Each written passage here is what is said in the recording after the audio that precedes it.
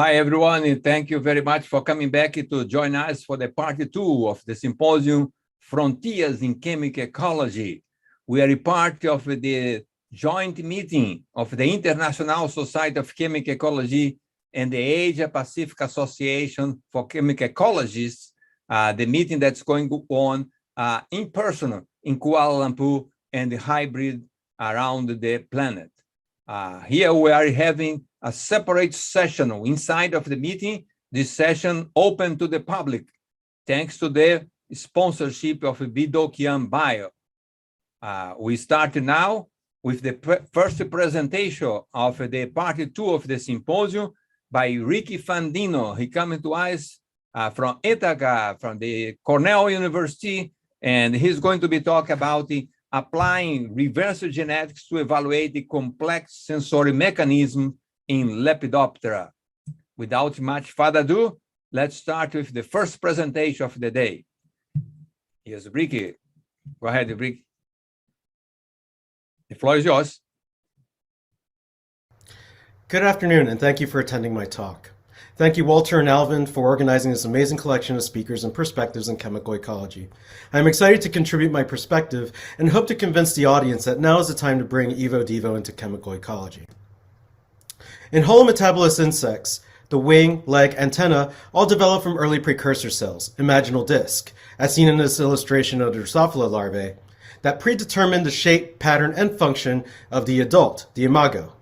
Same case in Lepidoptera, although the phenotypic characteristics are largely derived, this is a largely conserved developmental cycle. By developmental cycle, I mean the process by which the environment cues the brain to release signals, hormones for example, that in turn cause rapid changes in gene transcription or cell maturation. That activates effector genes. By effector genes, I mean the pigment genes that give color to scale cells, or the olfactory receptors expressing in a specific sensory neuron, or the cells releasing desaturases that move double bonds around in long-chain fatty acids to make relevant pheromones. Hence, these highly conserved mechanisms are likely modulated to bring about the diverse morphology and functionality that make a moth or a butterfly. Previously, these mechanisms were considered a black box, but in Wing Evo-Devo, we are starting to open this box in interesting ways, and in Lepidoptera. So how does development determine behavior? Well, let's look at olfaction. In Manduca sexta, the antenna, much like a wing, is patterned with morphologically distinct sensory bristles, sensilla, in a stereotyped manner. In this image, next to the hawk moth, we can see morphologically distinct sensilla that cluster in specific groups. Patterning of sensilla has made replication in single sensilla recording studies of odor and sensitivity mapping feasible. These sensilla house sensory neurons that express a specific olfactory receptor, let's call it ORX, with its obligate co-receptor ORCO. So every odor and sensory neuron has a choice of a predetermined ORX out of, let's say, 200 possible ORs. But sensillas are amazing because they bring form and function together so well. Long, thin trichoid sensilla detect pheromones, broad porous basiconics detect food or host odors, and stubby coeloconics will often house ionotropic receptors, another highly diverged family of genes that are broadly associated with detection of acids, amines, CO2, humidity, and even temperature changes. Working in olfaction, students may often forget that behaviors are multimodal. Since the antenna does not evolve in a vacuum of other sensory processes, its structures and functions are molded by the environmental and ecological context of its behaviors. One of the major advantages of working with Manduca is the immense body of literature looking at structure and function and neuroethology of the system, which allows us to draw a picture of sensory integration in a hawk moth. The image on the right, I summarize the overarching behavior relationship of Manduca with its host plant, the Torretii. Foraging behaviors require not only visual input of the white flower, but certain chemical attractants. Increasing further complexity, the flowers releasing humidity and CO2, which has been shown to synergize with odorants for host evaluation, not only in hawk moths, but in mosquitoes as well. In other words, OR synergizing with IR, synergizing with opsins in a predetermined pattern to elicit a behavior. So before we go into the Orco knockout, I'd like to go over how we develop a genetic model. These are some important points I have gathered by developing my own method, but also working with other people's methods and multiple butterfly species. 1. The needle pull is super important. The needle pull program should provide a short taper needle that doesn't bend, but will break slightly while maintaining overall shape and sharpness. 2. Trial and error until you get high survivorship, about 30%. Talk to other researchers that have developed these injection techniques and gather their advice. These methodologies will vary since there are so many variables, but once it works, stick with it and publish the protocols somewhere. Set up a system of rearing individual caterpillars for non-lethal genotyping, and determine strong primers for PCR sequencing. Strong markers for quick identification are necessary. Reason I am currently working on wings right now is that I can visually select my mutant phenotypes, which is very convenient. And 4, you're going to need a strong lab model that shows consistent population numbers and generation times and keep an eye on colony health, because you will need to select males and females for multiple generations in establishing homozygous lines. This process is prone to colony collapse. So looking at once I established my Orco knockout line, the first behavior I noticed was that homozygous males were not mating. First figure to the left is an EAG trace of bombycal, the main pheromone component in Manduca sexta. This is an exciting figure for me because it was the first time I was able to measure the phenotype of the mutant I had generated. Right below is a three-dimensional trace of a flight pattern of a gravid female flying in a wind tunnel towards the plant, without the datura flower. The heat plot shows that when the Orco knockout females flew, they did not hesitate towards the plant, and they spent most of their time ovipositing on the plant. Next two graphs summarize the wind tunnel behaviors. Y-axis shows percent of females that flew to the plant and oviposited. The x-axis shows wild type, heterozygous, and knockout respectively, with knockout being light gray bar. We saw an interesting result where at least half of the females in the wind tunnel flew upstream to the plant in a directed manner and made contact, laying eggs in a similar behavioral pattern as wild types or heterozygous females. Orco knockouts are often behaviorally functional, in the example of Drosophila and Mosquito, because of multimodality, and it is what makes me believe that these behaviors are more difficult to ablate or redirect, so we have to understand the sensory integration. However, the foraging results were the most striking. Alex Haverkamp, a postdoc in Wageningen and a co-author in the study, and I were very excited when we saw how neatly this behavior was replicated. All moths flew to the flower, but Orco knockout moths took longer, and you will see why. The wild-type hawk moth in the wind tunnel will use a characteristic cast and surge flight pattern to approach the host plant and pause and extend its proboscis into the flower to commence feeding. The summary of flight behavior shows that Orco knockout hawk moths maintained an erratic, prolonged searching behavior and took longer to approach the flower. When we knocked out Orco, the hawk moth showed disrupted orientation towards the plant, and when it approached the flower, it would land often on the flower and cease to behave. We never saw an appetitive response from these mutants. Overall, we saw that innate foraging appetitive responses were ablated completely, signifying that the organism is not able to compensate for this behavior through visual or non-Orco olfactory cues. It appears that the hawk moth requires a specific floral blend or single odorant cue to induce an appetitive response, or the odorants it does detect, likely through ionotropic receptors, may be aversive to feeding. Overall, it is stunning that the visual system of the flower and humidity were not sufficient to induce an appetitive response, considering humidity is sufficient to induce proboscis extension, shown in recent studies. This study provides a clear example of the possibility of reverse genetics in developing Lepidoptera models, but also shows uniquely evolved multimodality of the full sensory interaction with the host plant. One question that I hope to still answer, now working with butterflies, is how important is Orco-mediated olfaction in their mating, feeding, and oviposition behaviors? I predict since the visual system plays a major role in many of these behaviors, they may appear unaffected. However, we should look at the natural interaction with the reverse genetics background to truly ascertain how important olfaction is within the context of vision. So multimodality is a result of pattern sensory integration. And this is something I started thinking about in my PhD as a way of understanding how SNMPs, or sensory neuron membrane proteins, a conserved gene family that is found to be involved in chemical and physiological maintenance of the sensory neuron, is expressed in multisensory tissues and organs. You can see GFP, or green fluorescent protein, labeling neuronal tracts from antenna proboscis and labellum to the brain and SEZ, and the legs and wings into the thoracic ganglia. This informed me that the drivers we use to trace these patterns can clue in on regulation is determining tissue or organ-specific expression. However, I didn't see this. But I did notice that the pattern in the antennal lobe, or sensilla-specific expression, changed depending on size and composition of these drivers, casting a bit of doubt on how we select genetically relevant drivers in Drosophila.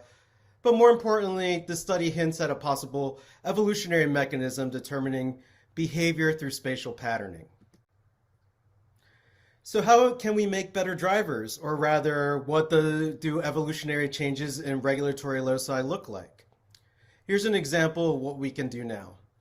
Currently, I am looking at the evolution of regulatory mechanisms through environmentally phenotypic plasticity of the buckeye butterfly, or Junonia senia. In the United States temperate zone, longer lights and summer temperatures lead to the tan form emerging, while the caterpillar and pupa that experience lower light and cooler temperatures of autumn emerge in a red phenotype. But this shift is also represented in the natural variation we see in our lab colonies, from a complete tan to a wide range of intermediates to a complete red phenotype that can be fixated into a separate population. Karen Vandenberg, now a postdoc at UBC, took advantage of this assimilated red trait to do a gene-wide association map and found that genetic variation near 3 different genes was associated with this trait, which we can easily confirm through CRISPR-Cas9 mosaic knockouts, showing that these genes are indeed involved in tuning scales from red to tan, as you can see in the CRISPR mosaic of the hind wing below. This was cool because 1, we showed that this trait is multigenic, and 2, we verified the candidate genes through a CRISPR screen. Angie Maso Vargas, now a postdoc at George Washington in the lab of Arnaud Martin, determined a methodology of observing evolutionary conservation and functionality of these regulatory regions through CRISPR knockouts of identified, conserved, and active peaks. So in this figure, we see 3 traces of attack-seek data from 3 different butterflies around my candidate gene of interest cortex. These peaks represent sequencing read pileups of regulatory regions that are open for business. I can see that many regions are conserved outside of the gene itself using this alignment approach. The highlights show the orthologous peaks I focused on in my study. We also used an antibody for RNA polymerase to run ChIP-seq to identify active promoter binding so we can characterize functionally relevant peaks, such as peak number 2, which represents a highly conserved promoter found in all Lepidoptera, including Manduca. In this case, comparing the closely related painted lady and the more distant monarch, all butterflies we have genomes and can CRISPR, we see that peaks 3 to 5 are somewhat conserved in monarch, fully in painted lady, but show an inversion in the buckeye, Junonia. This is interesting because the peaks 3 to 5 is the region of genetic variation that seems to associate with plasticity, shown in Karen's study. I will not go into details of a systematic CRISPR knockout, but 5 out of these 6 peaks are involved in the pigmentation switch, but more interestingly, a robust phenotype appeared when I began knocking out the promoter or peak number 2. Mutations, a full homozygous knockout of the promoter generates a colony of butterflies with pattern and pigment deficiencies that appears to be a shutdown of central effector genes or pigmentation pathways. However, cortex is expressed early in the imaginal disc, and a major discovery that I'm currently pulling together for release in bioRxiv soon is that this promoter is working as a regulator of biomedically important cell differentiation or proliferation pathways. At different developmental stages, the promoter knockout near cortex seems to cause a robust shutdown of Hippo gene in Drosophila, also named MST1 and 2 in humans and involved in cancer pathways. Knockouts of hippo and Drosophila cause tissue overgrowth, but appears co-opted in butterfly wings to affect cellular identity. What makes this even cooler is that this is the first time this pathway is associated with an evolutionary process besides the regulation of hydra body and developmental access and regeneration. So in summary, 1. Applying Wing Evo-Devo methodology to leg and antennal imaginal disc will generate insightful patterning and sequence maps of conserved and unique regulatory loci, coupled with immunohistology and ChIP-seq to identify relevant transcription factors involved in pre-patterning. 2. Overall sequencing of different tissues besides wing is important for more accurate annotation, which is increasingly becoming a problem as more genomes are released and published. Genome curation really matters.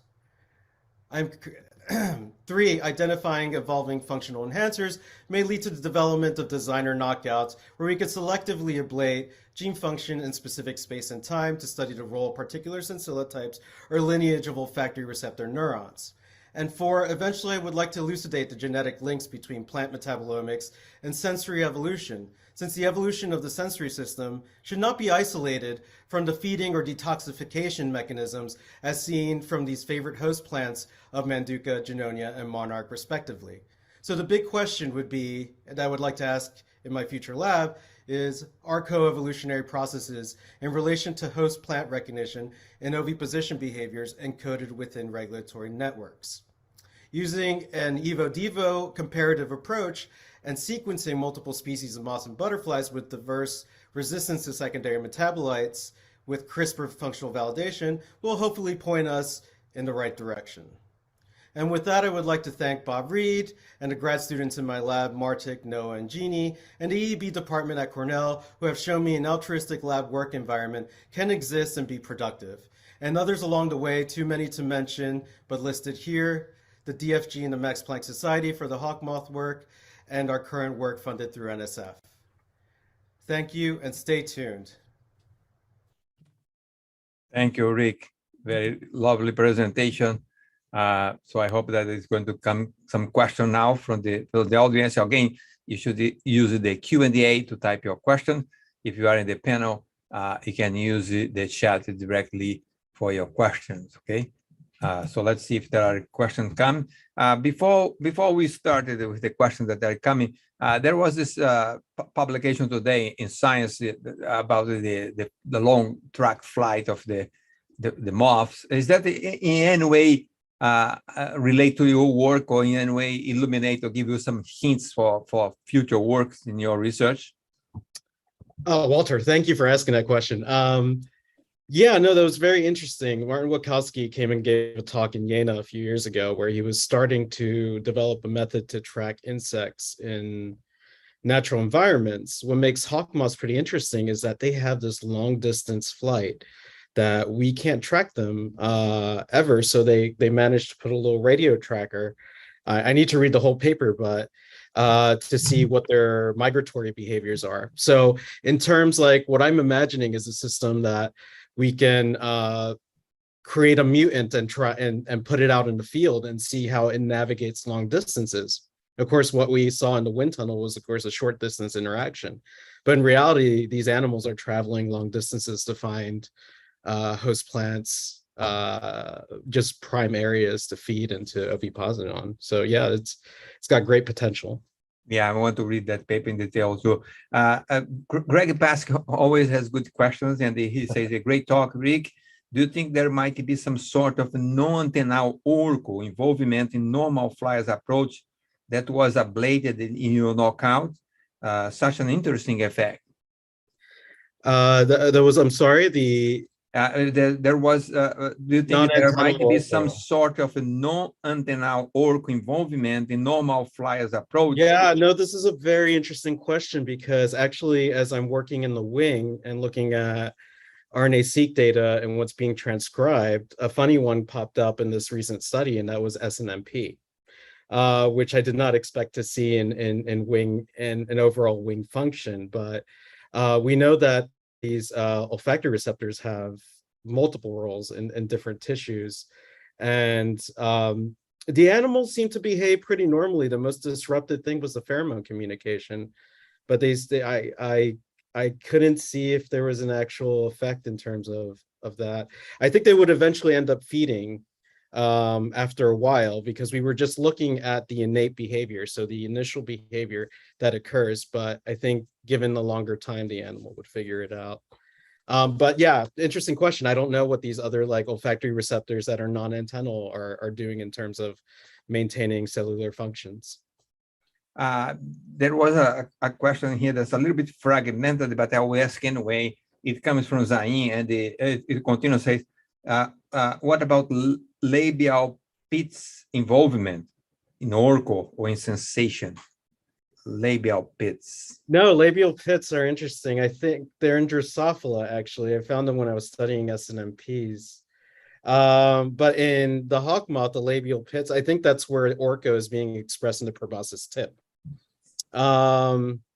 That's pretty interesting, because there was like a recent study where showed that this communication from the labial pits wasn't used in learning. This was a work from Marcus Kanat at Jena. Yeah, it would be wonderful to do the physiological study. I bet it's knocked out, but it would be really really interesting to understand how olfaction is working in these like classically gustatory, or like these gustatory organs. There's definitely a olfactory cues that are being used, but yeah, we didn't study that part. Yeah, we run out of time now, but I hope to come back to you at the end, but I cannot stop it before I say that Adele from Beijing logged in and they said that thank you for your presentation. It was very interesting. Thanks, thank you, Rick. So let's go from, actually we go back now to Beijing, because Mengbo Gu from the Chinese Academy of Agricultural Science is the next speaker in our session. And let's, without further ado, move our podium to Beijing now. Hello, everyone. I appreciate the chance to engage in this wonderful symposium. And my presentation is titled Molecular and Neural Basis of Phenylacetaldehyde Detection in the Cotton Bollworm. The cotton bollworm is a severe agricultural pest of many economic crops. The larva is highly prolific. It has been reported to feed on 200 plant species belonging to 30 families. While most adults are generally pollinators that feed on nectar. Researchers attempt to control these pests in eco-friendly ways. Behavioral control based on plant volatile is incorporated into these approaches. For trapping mouse species, plant volatile attractants have the unique advantage of targeting both sexes, particularly female. And it's obviously more efficient to control pests by reducing opposition. By extensive efforts, researchers have identified the sorts of plant volatile compounds for trapping Helicobacter species. While we are interested in developing attractants in a more efficient way, so how to do that? As we know, for both animal and people, the nervous system controls the behavior basically. For most insects, the positive behavior to an ideal host plant is largely mediated by hypnotic odors, and the detection of plant odor is mediated by the highly efficient olfactory system. The odorant molecules activate the olfactory neural system in the antenna sacella, and then the signals are transmitted into the central brain for advanced processing, finally outputting behavior. So for a fifth neural circuit, when activate the upstream neuron for sensing hedonic odor, the downstream behavior it controls will be predictable.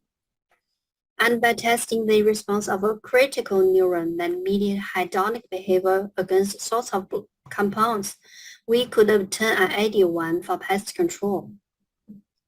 And in the upstream olfactory neural system, the odor receptor is key.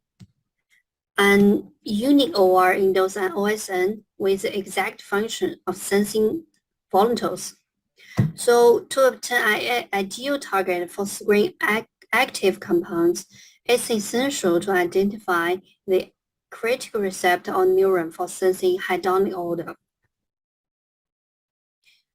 Among the reported plant volatiles, phenylacetaldehyde is a particular one that has been well documented to strongly attract both sexes. It is one of the most common floral volatiles, and the amount of PA is strongly associated with the nectar sugar and pollen amount. We want to know which receptor that this species employs to detect PA. In the cotton bollworm, we have cloned 44 ORs, and these OR were supposed to have the function of sensing plant volatiles. So firstly, we performed functional actification in vitro. We expressed each OR in the xanthus oocyte. Then each receptor was tested against a panel of 67 plant orders. In this way, we finally identified 28 functional receptors. The most robust one is OR42. It was specifically activated by PA and showed the strongest response. And when tested at any other lower dosage of compounds, OR42 always showed to be the robust one. And in our test, PA also active another receptor, OR59, but the expression level of OR42 is significantly higher than OR59 in both sexes. It seems OR42 plays a more critical role, but we still don't know for sure. So we knocked out each gene in vivo. Then we tested the EEG response of OR59 mutants to PAA. Well, there's no response compared with the wild type. However, in the OR42 mutants, the value significantly decreased and wholly lost at a lower dosage. We further studied if OR42 is the key receptor for detecting PA. It was shown the OR42 mutants lost their preference for the floral blend REC, in which PA plays a fundamental role in attractiveness. Furthermore, the mutant larvae also lost their preference. So we figured out that OR42 is the essential receptor for mediating the hedonic behavior of PAA. And then we want to know how OR42 works. Firstly, we examined where the OR42 was expressed in. We have no such powerful genetic tools as Drosophila, so we studied in an indirect way. We analyzed the difference between the mutants with the wild type by performing single-cellular recording. We identified two functional types in Cicella bisconica respond to PAA. While in the OR42 mutants, type 3 is still there, but none of type 1 was detected. And the tuning spectrum of OR type 1 coincides with OR42. So it's evident that OR42 expresses in the neuron of type 1. Furthermore, type 1 dominates 48% of Cicella bisconica. ECG also indicates OR42 expresses in Cicella bisconica on the antenna. Then we wondered how OR42 expressing neurons targeted the antennal lobe in the brain. We performed transstaining from type 1 to the antennal lobe and found the neurons in type 1 targeted too glomerally. Then we carried out calcium imaging to examine the response of the antennal lobe to PAA and found glomerulus OR29 is uniquely activated by PAA. So our study above showed OR42 neurons in bisconica type 1 mediated the hedonic behavior to PAA. And the axons of neurons further converge into a unique glomerulus in the antennal lobe. Another question we are interested in is, if the Lepidoptera species possess a common basis for sensing PA. Lepidoptera is one of the major superradiations of insects. There are near 160,000 described species. The most adults are pollinators.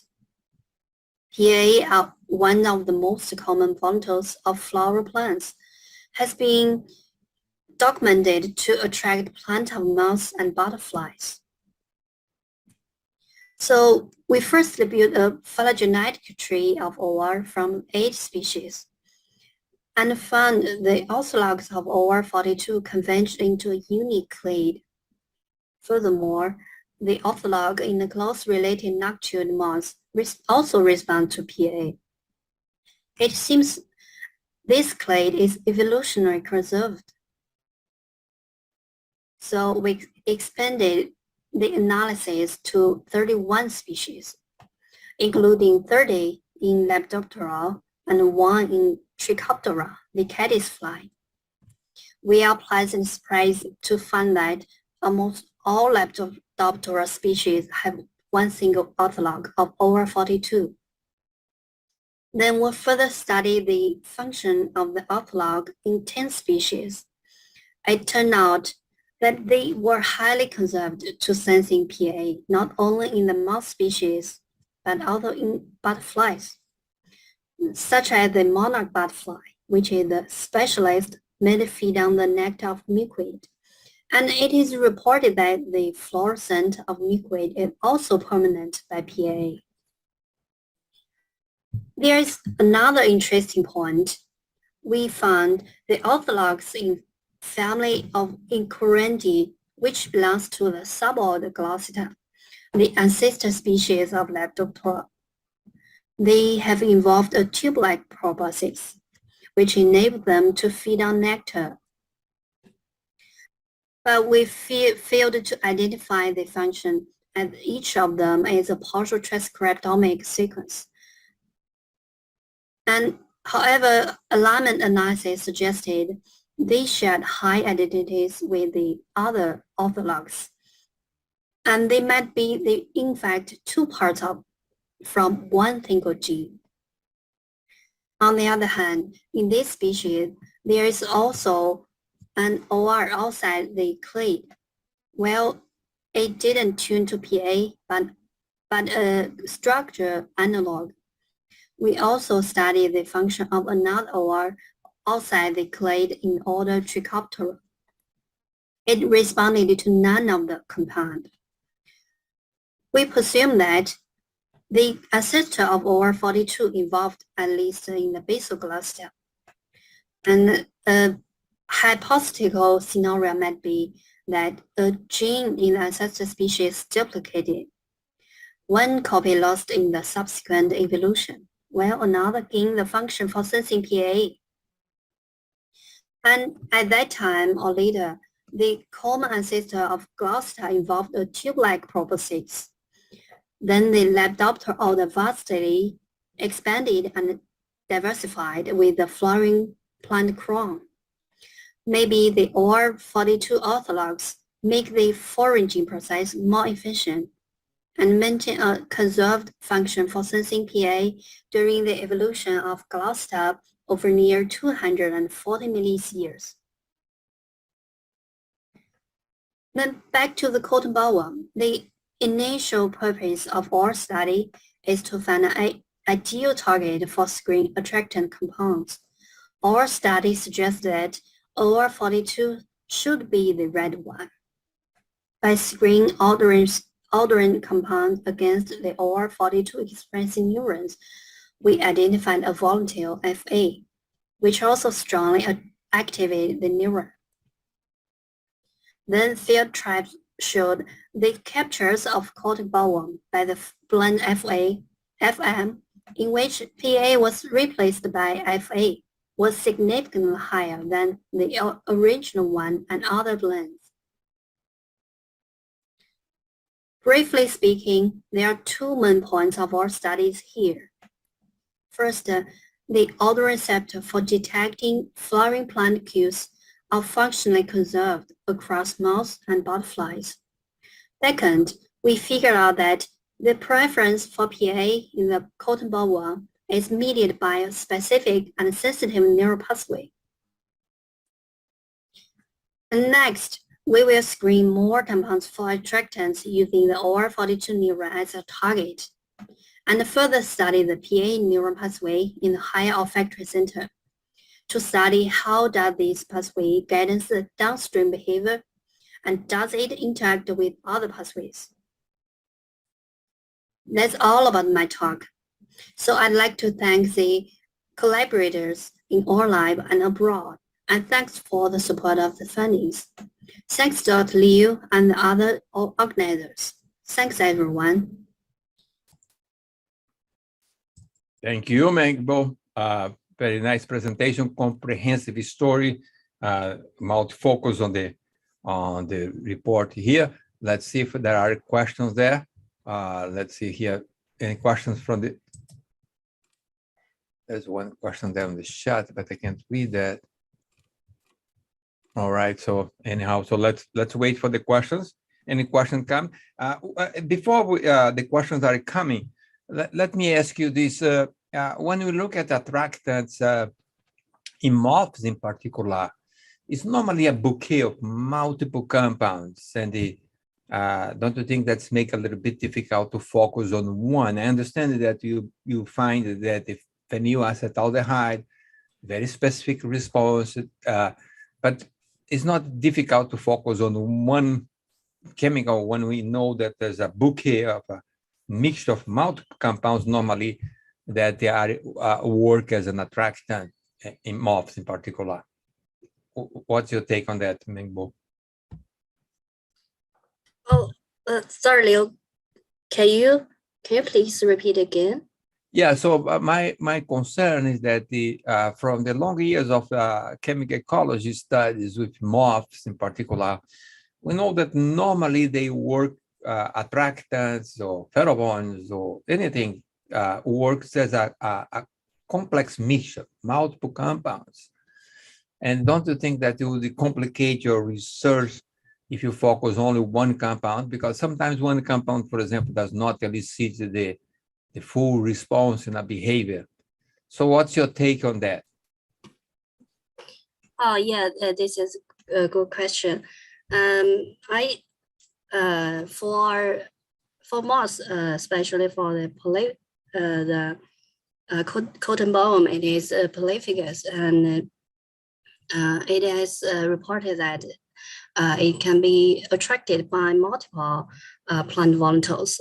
But I think even for the polyphagous, they also have their preference to these specific volatiles. So we want to identify a specific volatile that's more attracted to the cotton bollworm. And I think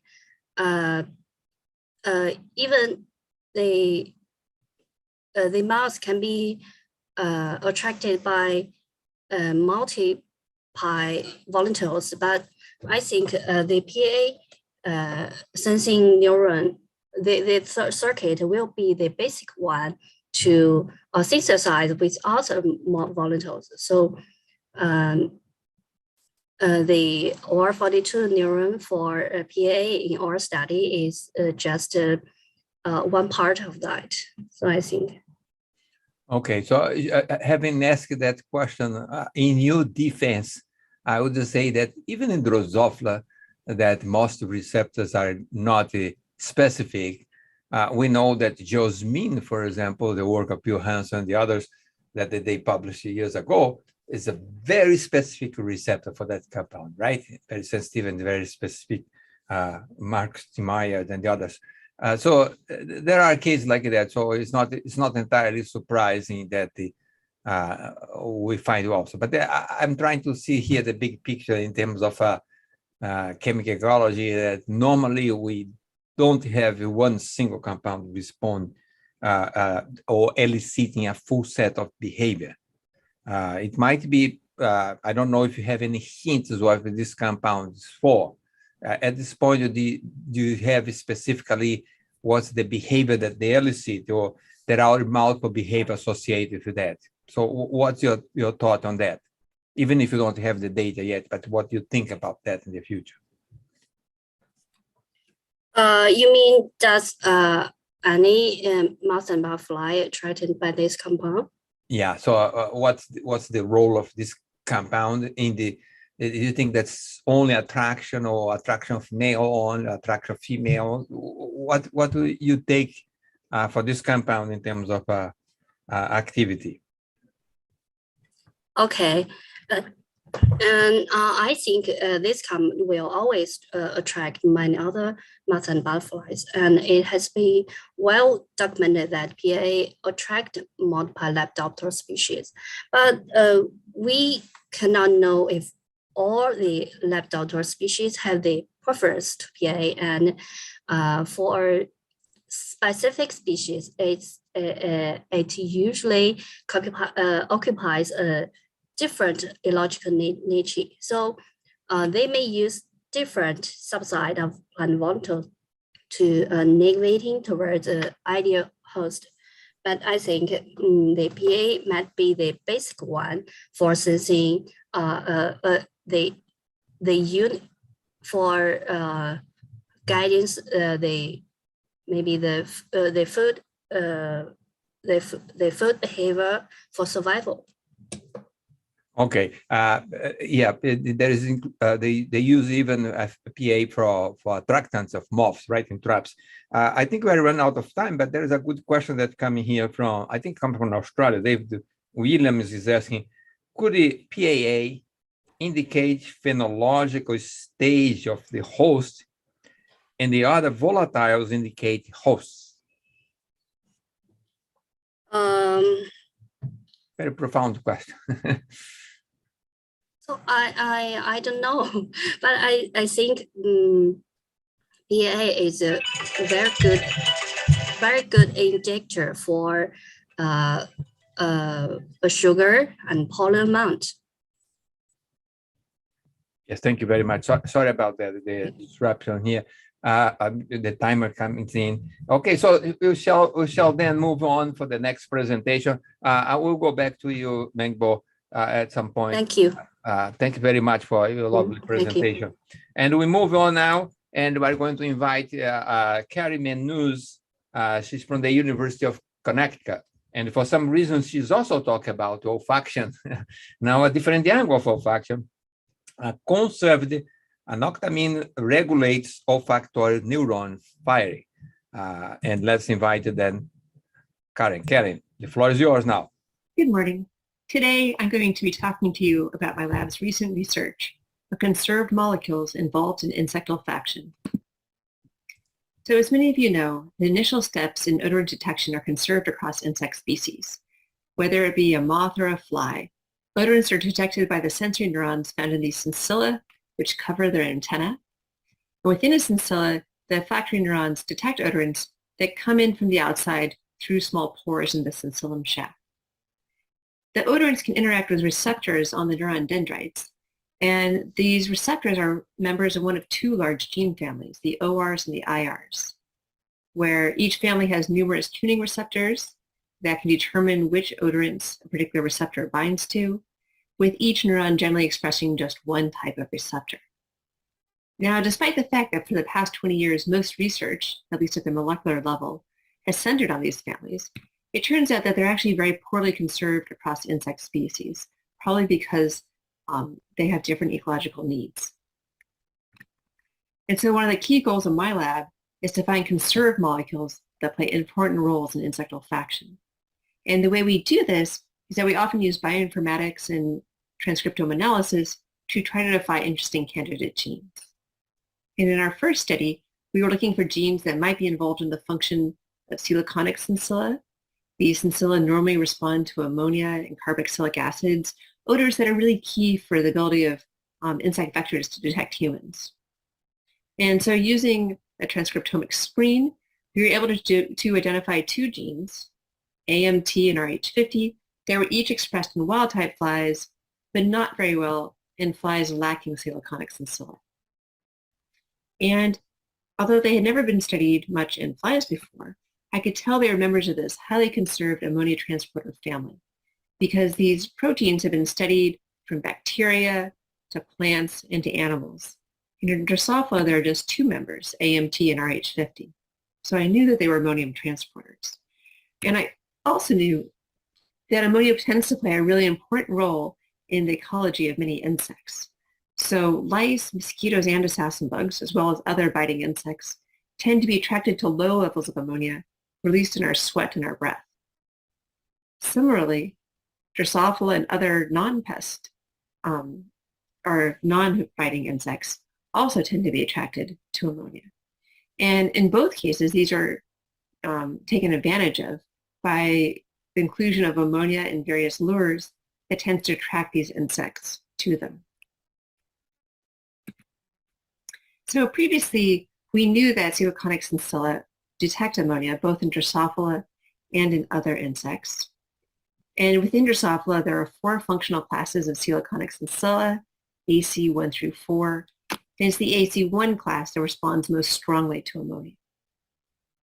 Work from others' labs had established that there are 3 neurons in this sensillum, of which those that express the IR92A receptor are the ones that respond to ammonia, as well as to various other amines.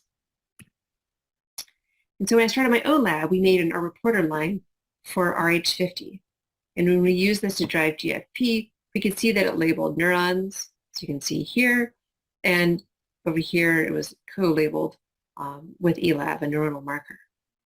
And interestingly, when we co-stained the RH50 GFP line with an antibody targeting the other transporter AMT, it turned out that all of the RH50 positive neurons in green also expressed AMT, which you can see here in this merged image. And in addition to being expressed in one particular neuron, the AMT transporter was also expressed in these blobby non-neuronal support cells surrounding the neurons. So then we wanted to know which neuron actually responds, actually expresses these ammonia transporters. And what we found using in situ hybridization, that they were in AC1 sensilla, but it wasn't in IR92A, IR31A, or IR75D neurons. They weren't co-localized, they were just neighboring.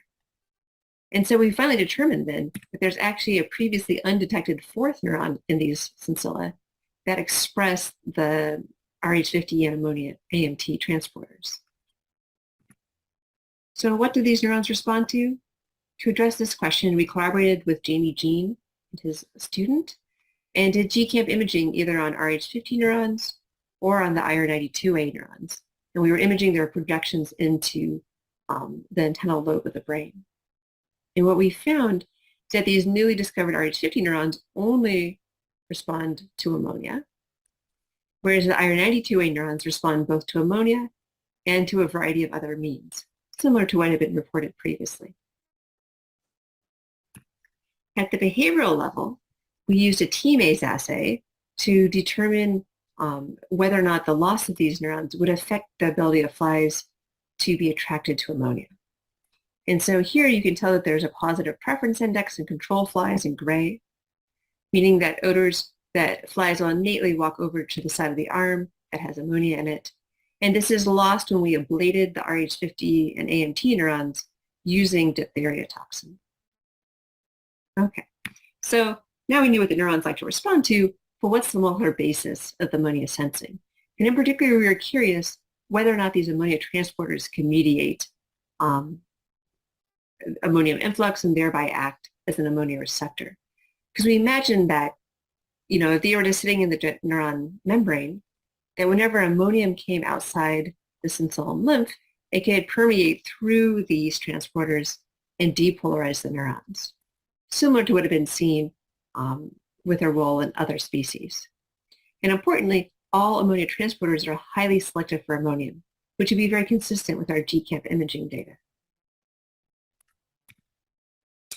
So when we tested then mutants, both for RH50 and AMT, and then applied ammonia so that we can measure spiking responses, what we found was that RH50 was not involved or not required for the ammonia response, whereas AMT was required. and responses were totally gone in the AMT mutants. And to further validate that AMT might be acting as an ammonia receptor, what we did was that we misexpressed AMT in these IR75A positive neurons, because these neurons, as you can see up here in black, they don't normally respond very much to ammonia at all. However, with the presence of AMT, they could respond robustly, as also seen over here on the right. And very exciting to us is that when we could take the mosquito ortholog, Anopheles AMT, that it was able to have the same function when expressed into these IR75A neurons, suggesting that the role of AMT may be conserved across insect species, or that it may serve as a sort of universal and selective ammonia receptor. Now, having had this sort of success finding this one key conserved gene, we were eager to find some more. And so for our next screen, we decided to again turn to Drosophila to find candidate genes. And this time we set out to do a bioinformatics screen where we decided to find first antennal enriched genes, those genes that are basically only found in the antenna and not in other body parts, with the idea that those genes might be really important for olfaction. And so we were able to compare the RNA sequencing expression of each gene in the antenna to data provided by the ModEncode Consortium on their expression in a wide variety of other tissues and life stages. And from this, then we could bioinformatically extract those genes that are highly enriched in the antenna in terms of their expression. And there's just 141 genes that met this criteria. But of course, we wanted to find conserved genes. And so what we did next was a little bit harder, but we started to look for genomic orthologs of these genes in other insects, including mosquitoes, beetles, ants, and bees. And once we found those genomic orthologs, we then looked at internal transcriptomes for those other species to see if they were also expressed in their antenna. And from this, we've made a very narrow list of only 13 genes, where each of these genes has a very clear ortholog that's always expressed in the antenna of these other insects and is antennal enriched in Drosophila. And so we consider these to be really good candidates for olfactory function. And we've been further following up a study of one of these genes, CG6938. So CG6938, which we've now renamed ANO-A, is a member of the Noctamine family. The two best studied members of this family, ANO-1 and ANO-2, serve as calcium-activated chloride channels. And this was interesting to us because a very recent study had used a chloride indicator to show that odorants can induce a chloride influx in Drosophila olfactory neurons, as seen here. And older work in moth neurons had shown that they have calcium-activated chloride currents, although in both cases, the molecular basis for this was unknown. And so, of course, we neatly hypothesized that it could be this new ANO-A protein. So again, we made reporters for ANO-A, and when we looked in the antenna, we found that it was very broadly expressed in a large number of olfactory neurons, as can be seen here with co-staining with the marker ELAV. We then made an epitope-tagged version of ANO-A so we could localize the protein expression. And with this V5 epitope tag, we found that it was expressed exclusively in the neuron dendrites, but not in their soma, agreeing with the localization of the odorant receptors themselves. Well, we next wanted to know which population or subpopulation of olfactory neurons actually expresses ANO-A. We knew it was a lot, but we didn't know which ones. And here we can make use of those co-receptors because each olfactory neuron expresses either the co-receptor ORCO or the co-receptor IR8A. And what we found was that each of the ORCO expressing neurons also expresses ANO-A, and each of the IR8A expressing neurons each expresses ANO-A. And therefore, we could infer that all olfactory neurons express ANO-A. And our collaborators working on Anopheles found that using in situ hybridization, that again, all olfactory neurons in mosquitoes also seem to express ANO-A. So its localization seems to be conserved. But what about its function? Well, our model would suggest that odorant receptors, when they bind ligands, that they permeate cations, including calcium. And this much has already been pretty well established. But we propose then that this calcium can diffuse along the dendrite to the ANO-A channels, activate them, and permit chloride influx. Such chloride influx would hyperpolarize the cells, and we think it could be important for signal termination.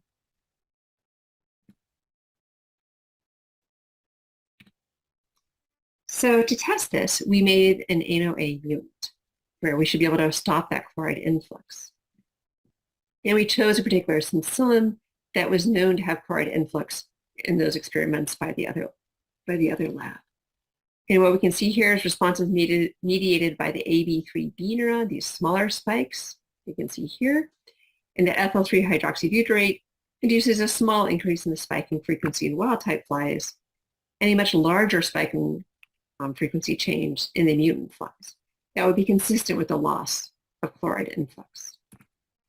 And this is shown here. In terms of the mechanism, we wanted to see whether or not calcium was indeed involved. And to do this, we filled the syncyllum lymph with EGTA, a calcium chelator. This would then prevent calcium influx through the activated odorant receptors and prevent the activation of ANO-A.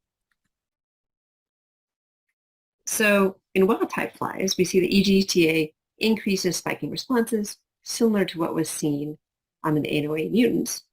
But this effect is not seen in the ANO-A mutants, presumably because there was no chloride influx to block with the EGTA. So together, this tends to suggest that it may be acting as a calcium-activated chloride channel. Now, the level of increase seemed to vary a bit from neuron to neuron and receptor type to receptor type. It happened maybe in about half the neurons we examined. What we saw more consistently in almost all neuron and odorant combinations was that in the ANO-A mutants, responses were very prolonged. So if this is the short time window in which the odorant was applied, normally the neurons stop spiking shortly thereafter. But here in the ANO-A mutants, they last for a very long time, meaning that its firing response is no longer faithfully representing the odor stimulus. Now, we only discovered this recently, and we haven't had time to quantify these longer spike trains over many different neurons, but what we could quickly extract was the local field potential, which we measure in parallel to the spiking responses for all recordings. And here we could clearly see that the decay kinetics of the response is clearly prolonged in the ANO-A mutants. And here's another even more extreme example with geranyl acetate and citral, where they have very prolonged responses in these ANO-A mutants. And we tend to believe this is probably going to be the most important role for ANO-A, is to really maintain response fidelity. Because if you can imagine that insects are flying through these turbulent odor plumes, it's very important for them to both to detect the onset of the odor, but also its offset, so that they can pivot sharply. And so after telling you these two brief stories, I want to give a big thanks to my lab members, in particular Ali Volpa and Prayajit Mohapatra, who led these two studies, as well as to our collaborators and other labs for reagents. I'm happy to take questions. Thank you, Karen. Thank you very much. Lots of interesting stuff there. So let's see if the questions are coming.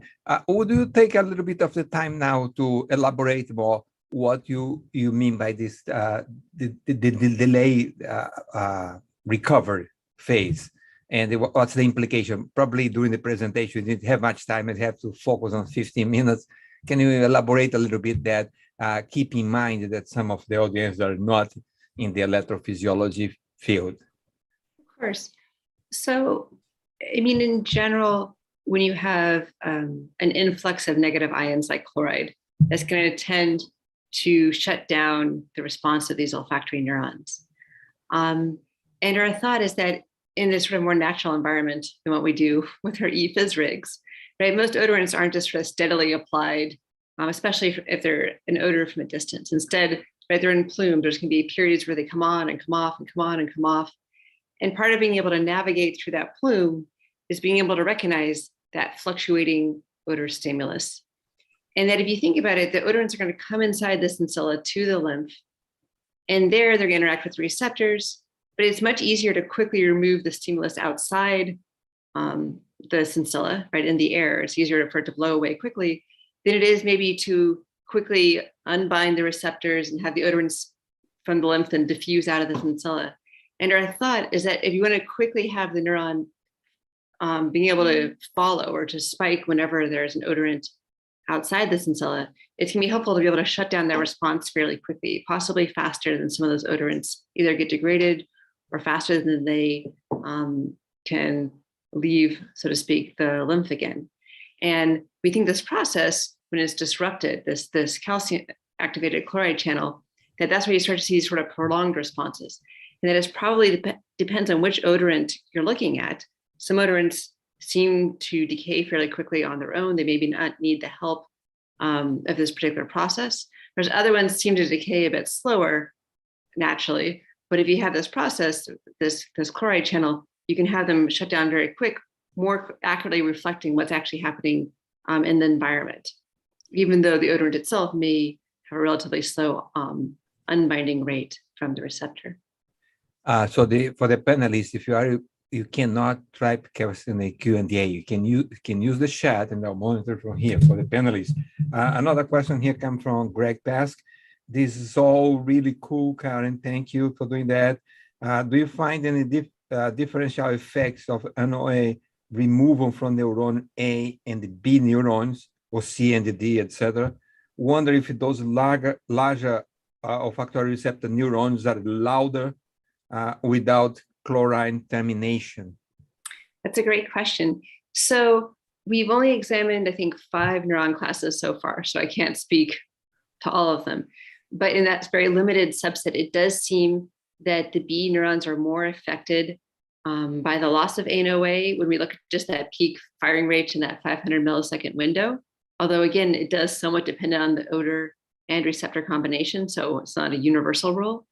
However, when we look at that signal sort of prolongation, that seems to happen also in the A neurons as well, which makes sense again that because this chloride channel is expressed in all the olfactory neurons. And so now we're sort of starting some experiments to test whether it depends on the receptor, because it's known that different olfactory receptors have different calcium permeability. So you can imagine the odorant is going to bind the receptor.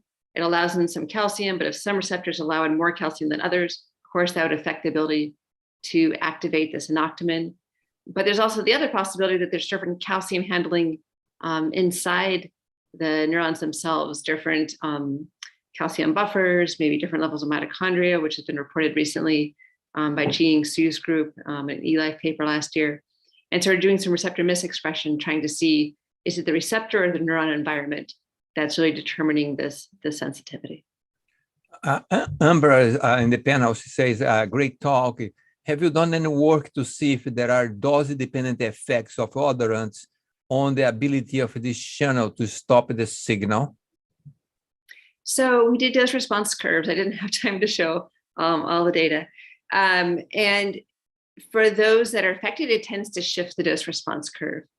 Although we think most likely it's probably an apparent shift in the dose response curve, in the sense we don't necessarily anticipate that it's directly involved in odorant binding, but rather at like the lower doses, right? If this channel is present, it kind of shuts down the response before it really starts. And in doing so, sort of shifts the dose response curve. It usually seems to be sort of an effect on the apparent affinity more than on the apparent efficacy. We are almost run out of time, but this is Mengbo is asking excellent work, and I'm wondering if CG6938 also expresses in the central olfactory system. Great question. So there are 5 members of this anoctamin family in Drosophila, which the reason we found this one was from our previous screen. It is only expressed in the olfactory neurons. It's also found in a handful of gustatory neurons, which we learned recently. We have not investigated its role there, but it's only found in those 2 populations of neurons. We don't see any expression at all in the central brain or other tissues. And by RNA-seq from the mode and code group, there was literally 0 reads everywhere else. So it's interesting to us, particularly because it is such a relatively specific expression within the olfactory neurons, but yet such broad expression. And again, that its expression is found not just in Drosophila, the species I study, but it's also found in mosquitoes and bees and wasps and their antennae as well. And so we think it may be a relatively conserved mechanism in terms of regulating signals in these neurons. Greg Basket had a follow-up questions, and he thanks you for answering the previous one, and wonder whether similar effect for more spontaneously active olfactory receptor neuron, if there are similar effects. That's a great question. I haven't. So we've looked at the spontaneous activity in 5 populations of neurons, AB2A, 2B, 3A, 3B, and 5A. And as far as I remember, I'd have to talk to my student, we didn't see any changes in the spontaneous rate, but you're right, a very highly spontaneously active neuron may be more likely to show an effect on the spontaneous activity in these mutants. And we haven't rigorously examined that yet. That would be interesting to do. Very good. So let's move on. And thank you very much, Karen. I hope we can go back to you and ask some other questions that are coming. So in the interest of time, let's move back to Beijing, where Chen-Zhu Wang now is going to be talking about, guys. He's from the Chinese Academy of Science, and will give a paper, another paper related to Orco in Lepidoptera. So Chen-Zhu, the floor is yours. Hello, ladies and gentlemen. My name is Chen-Zhu Wang from the Institute of Zoology, Chinese Academy of Sciences. First of all, I want to express my thanks to Professor Walter Leal for organizing such a nice symposium. The title of my talk is The Mutagenesis of the Odorant Receptor co-receptor gene reveals severe olfactory defects in the crop pest moth Helicoverpa armigera. As you know, olfaction plays a crucial role in mate finding and food searching and host plant selection in moth species. In adults, antenna is the main olfactory organ. Labial Pits detect the carbon dioxide. The ovipositor of some species also have an olfactory function. In larvae, antennae and the maxilla is the main olfactory organ. Odorant receptors play an important role in insect olfaction. The function of the ORs have been analyzed extensively by using heterologous expression system, RNAi, and CRISPR-Cas9. Here, I list some of the examples. However, more and more research shows that besides the ORs, other receptors, such as IRs, also play a key role in insect olfaction. And then the question arises, what is the contribution of the OR-dependent olfactory system as a whole to odor-directed behaviors in insect species? Because OCO is an obligate partner of the ORs, and it is highly conserved among species and also unique in each species. Then OCO silencing is the best choice to answer this question. Today, I will focus questions specific for Helicoverpa armigera. What is the effect of the OCO knockout on the growth and development of Helicoverpa armigera? What is the effect of OCO knockout on the expression of ORs, IRs, and other olfaction-related genes? What is the structural change of the antennal lobes in OCO mutants? How about the electrophysiological responses of the antennal sensilla to pheromone compounds and host plant odorants in alcohol mutants? How about the behavioral response of alcohol mutant males to the female sex pheromone? How about the ovulation preference of the alcohol mutant females to host plants? And how about the chemotaxis of alcohol mutant larvae to host plants? To generate the alcohol homozygous mutant of the Helicobacter pharyngeata, a single guide RNA targeting the exon 3 of the alcohol genes was designed. Finally, we obtained one of the alcohol mutants with a 2 base pair deletion at the exon 3, which was inferred to produce a non-functional truncated alcohol protein.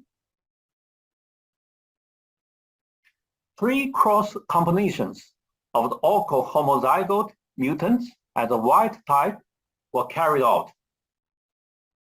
When alcohol mutant males were mated with alcohol mutant or wild type female, no F1 eggs were hatched.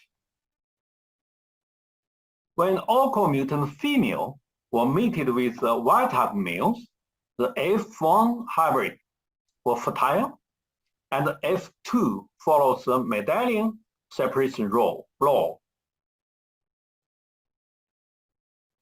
Concerning the lifespan of the alcohol mutant at the wild type, we find that the alcohol mutant females exhibit a 48% increase in the median lifespan compared with the wild type female. The lifespan of the alcohol mutant males was about the same with the wild type males. We compared the antennal transcriptome of the alcohol mutant and the wild type adults. Goal enrichment analysis showed that in the female antenna, differentially expressed gene enriched pathways include 5 pathways related to the negative chemotaxis and 3 pathways related to axon orientation.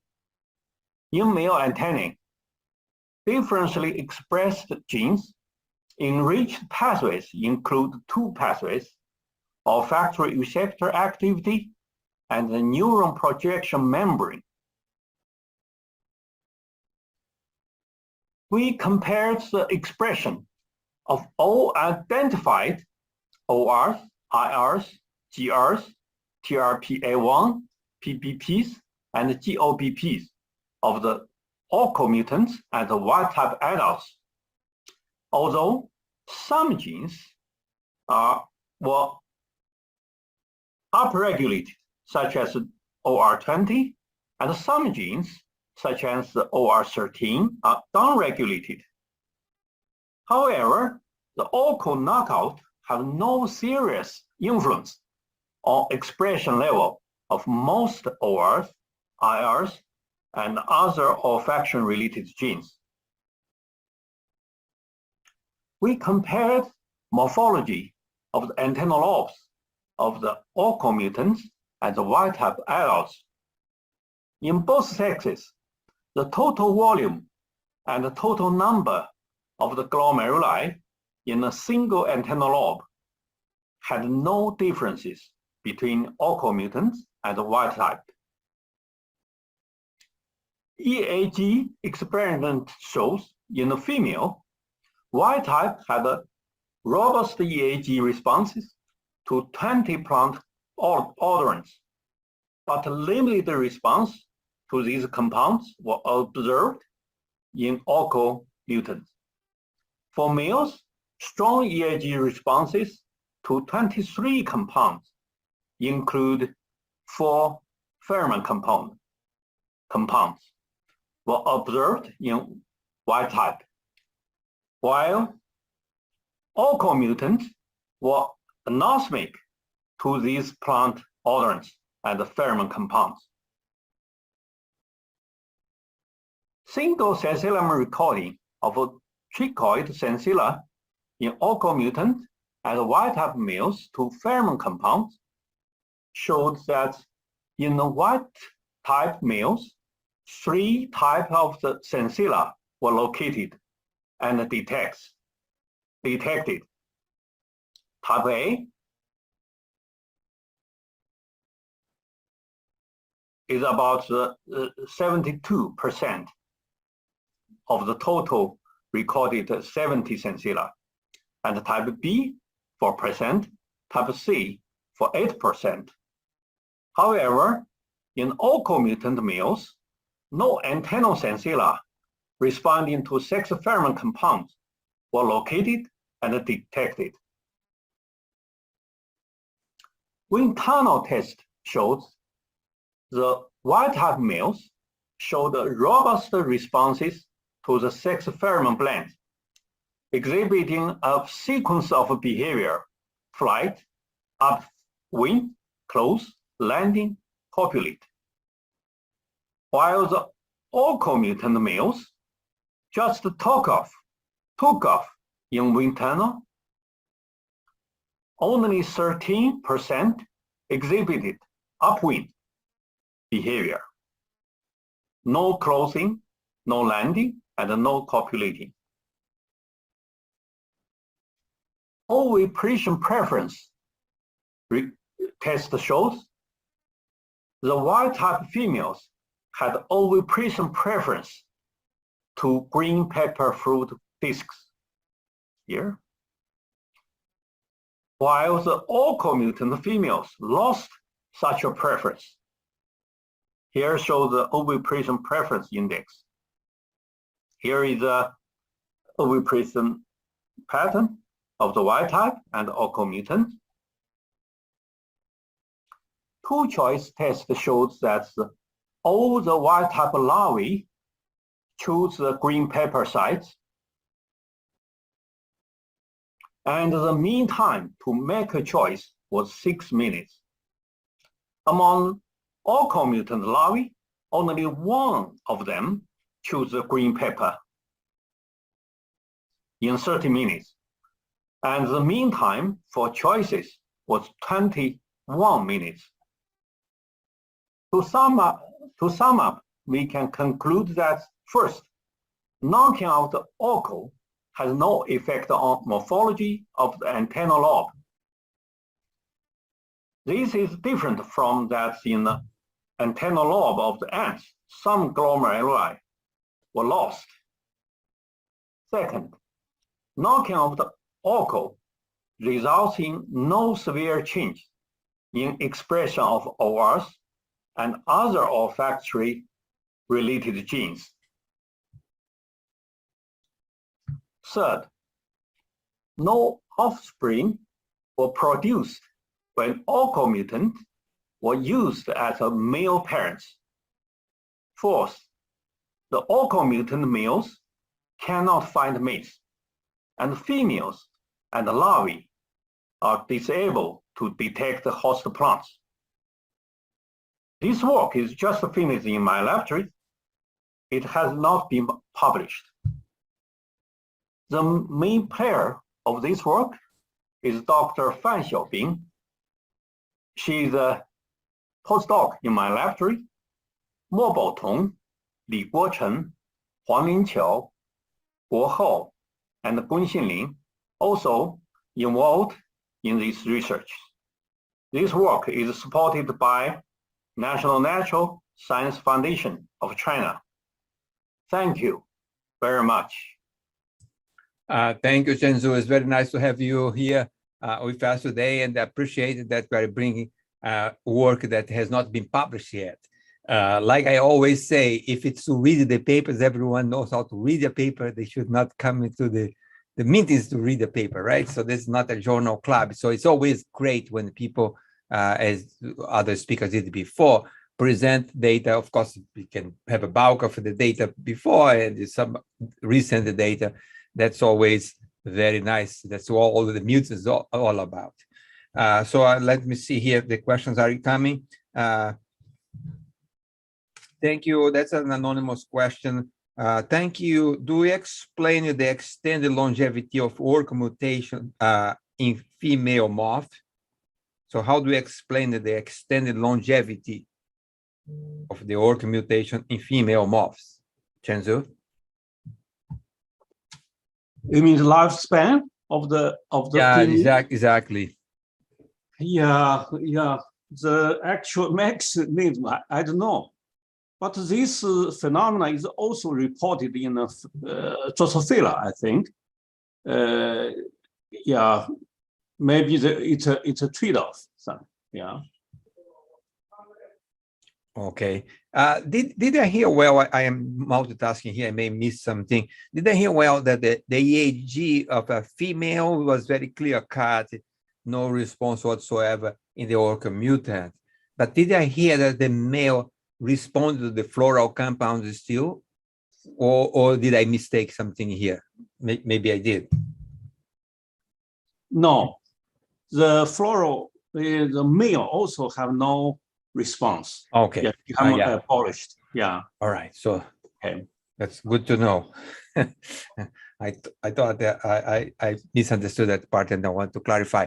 Anyone from the panel has any questions? Let me see here the people from the panel that they write normally on the chat, and let's see here if there is any questions coming from there. Nope. There is a question here from Rick. Interesting results.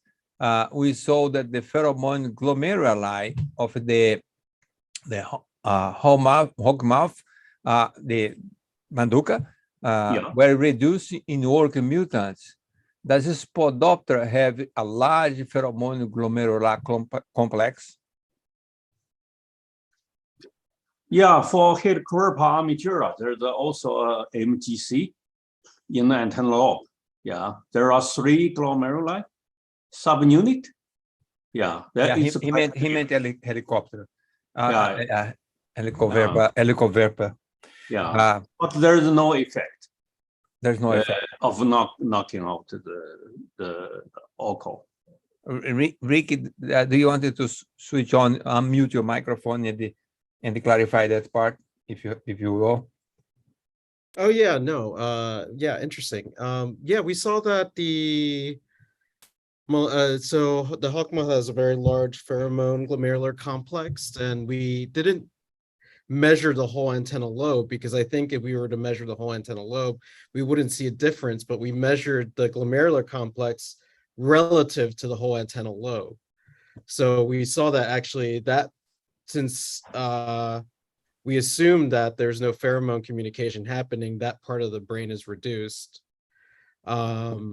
relative to the whole antennal lobe, because I think you're right. I don't think we, in terms of like the glomeruli that are involved in, let's say, floral or plant odorants are reduced, but I think the pheromone communication glomeruli are reduced if you measure it relative to the complete antennal lobe.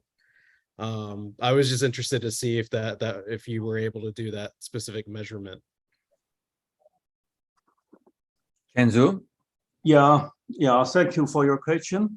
Yeah, this is for the antennal lobe research. So we previously we just planned to do the calcium imaging and also do more research on that. But because of it's a very limited individuals we got, so that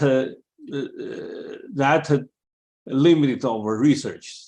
So because this you see that many crosses have no eggs.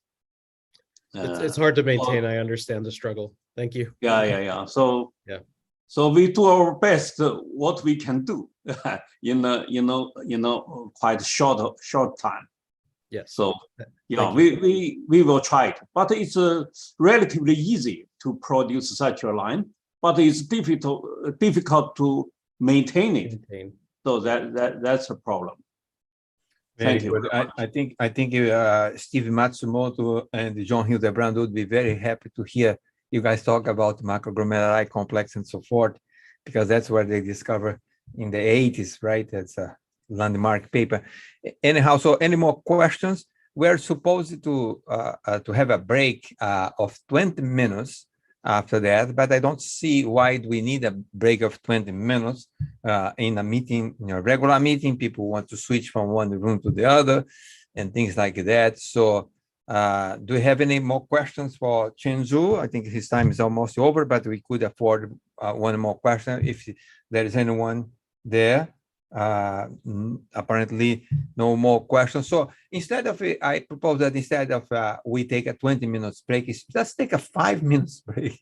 And then we continue. And then we use this 15 minutes, we invest in the future, use this 15 minutes at the end to entertain some questions that would be important for everyone. And even in this break of 5 minutes, I'm going to ask Karen Menuz if she would come back and answer this question here that came a little bit later, but it's an interesting question and close to my heart as well. It comes from Merid, and she asks, what's the role of odorant degrading enzymes in response termination, or how do they work together with the chloride channel? Karen, could you address that question? I think that's a great question. I don't know that there's something I'm actually interested in as well, but unfortunately, I don't know that I have a specific answer that I can have data for. But what I imagine is that it might depend, first of all, again, on the particular odorant, and that for some odorants, especially some pheromones, there are likely to be enzymes that can rapidly degrade the odorants in the lymph itself. Although, again, the question is, how rapid is rapid? Is it on the millisecond time scale? Are we talking on the second time scale? Because we know that the neurons themselves can change their responses down to the tens of milliseconds at least, or if not faster. For other odorants, or at least the ones we try in the lab, there may not always be specific enzymes that work at that time scale. And so that, again, that question of how do you get the odorant back out of the lymph itself, certainly some of it is likely to absorb and simply go back to the environment. But I do think that a large, or at least some portion of it, can be degraded by enzymes. I just don't have the answer to the question of for which odorants and receptors is there likely to be enzymes that'll actually get rid of those odorants on the same time scale as olfactory signaling can take place. And so I think in that sense, this channel sort of helps with that process. Thank you very much, Karen. We are officially on a break, and we restart at 7:30 if Annie is ready to go. If he is, we start at 7:30. We agree here. It was actually a unanimous decision because I am the committee, so I made the decision to start at 7:30. Instead of have a 20 minutes break, we have a 5 minutes break. Anybody going to save this 15 times for later on so that we can have a close with some more questions. There's so many questions. In the beginning, the participants get a little bit shy of asking questions, and then later on, more questions are coming. So probably there are still questions out there that you should address then at the end of the presentation, rather than take 20 minutes of a break that might not be necessary. So we'll come back in 2 minutes.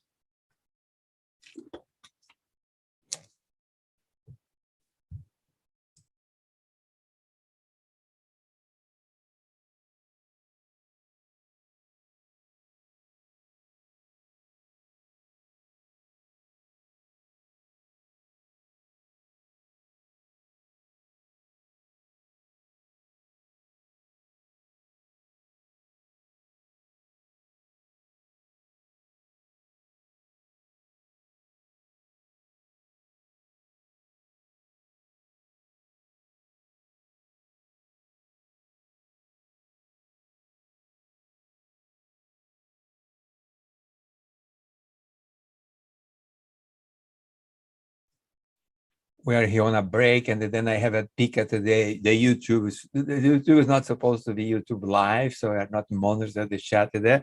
But there are very good questions. Maybe we keep that for later. For Karen, for example, would the noctamine connected to the non-phasic tonic response profiles of some olfactory sensory neurons? There's a question from Marcelo Lorenzo. He's watching via YouTube, so that might be a question that we could entertain at the end of the session here. All right, so it's 7:30. Let's get back to the Symposium Frontiers in Chemical Ecology, is sponsored by Bedoukian Research Incorporation. We are very thankful for BedoukianBio for sponsor this symposium so that we can make it open to the public. We are a part of the third meeting of the International Society of Chemical Ecology and the Asia Pacific Association of Chemical Ecologists, but we are trying a model where one segment of that meeting is made available to the public. And this was only possible thanks to the sponsorship of BedoukianBio. Thank you very much. I hope you are back now. And now let's shift a little bit gears from odorant receptors back to odorant binding proteins. And Annie is the next speaker from Australia. Annie, the floor is yours now. Good morning. I'm Dr. Angnihotri. I'm from Murdoch University, Perth, Western Australia. I did my PhD here in Dr. Weizu's lab. Today's topic of my presentation is unfolding the truth behind refolding of insect odorant binding proteins. This presentation is based on my doctoral work.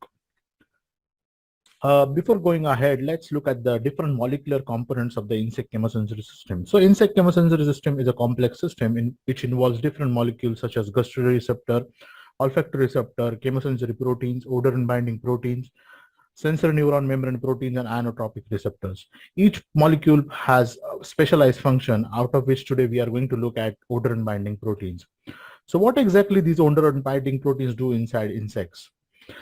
To answer that, let's understand this whole diagram. So let's assume an insect is attracted towards a flower which is releasing a volatile compounds. The volatile compounds released by the flower enters the chemosensory organs of the insects into the insect sensory system. These chemosensory, one of the most common chemosensory organ is antenna. So insect antennas have small projections called as sensilla, in which there are neuronal sensory neurons which are covered with sensory lymph, which is an aqueous substance. So obviously volatile compounds, being hydrophobic compounds, cannot enter through this aqueous substance. Thus they require a transporting machinery, and this transporting machinery is nothing but odorant binding proteins. Now in this diagram, you'll see that a volatile ligand comes and binds to the odorant binding protein, which then it gets transported to the olfactory receptor, which is present onto the sensory neuron.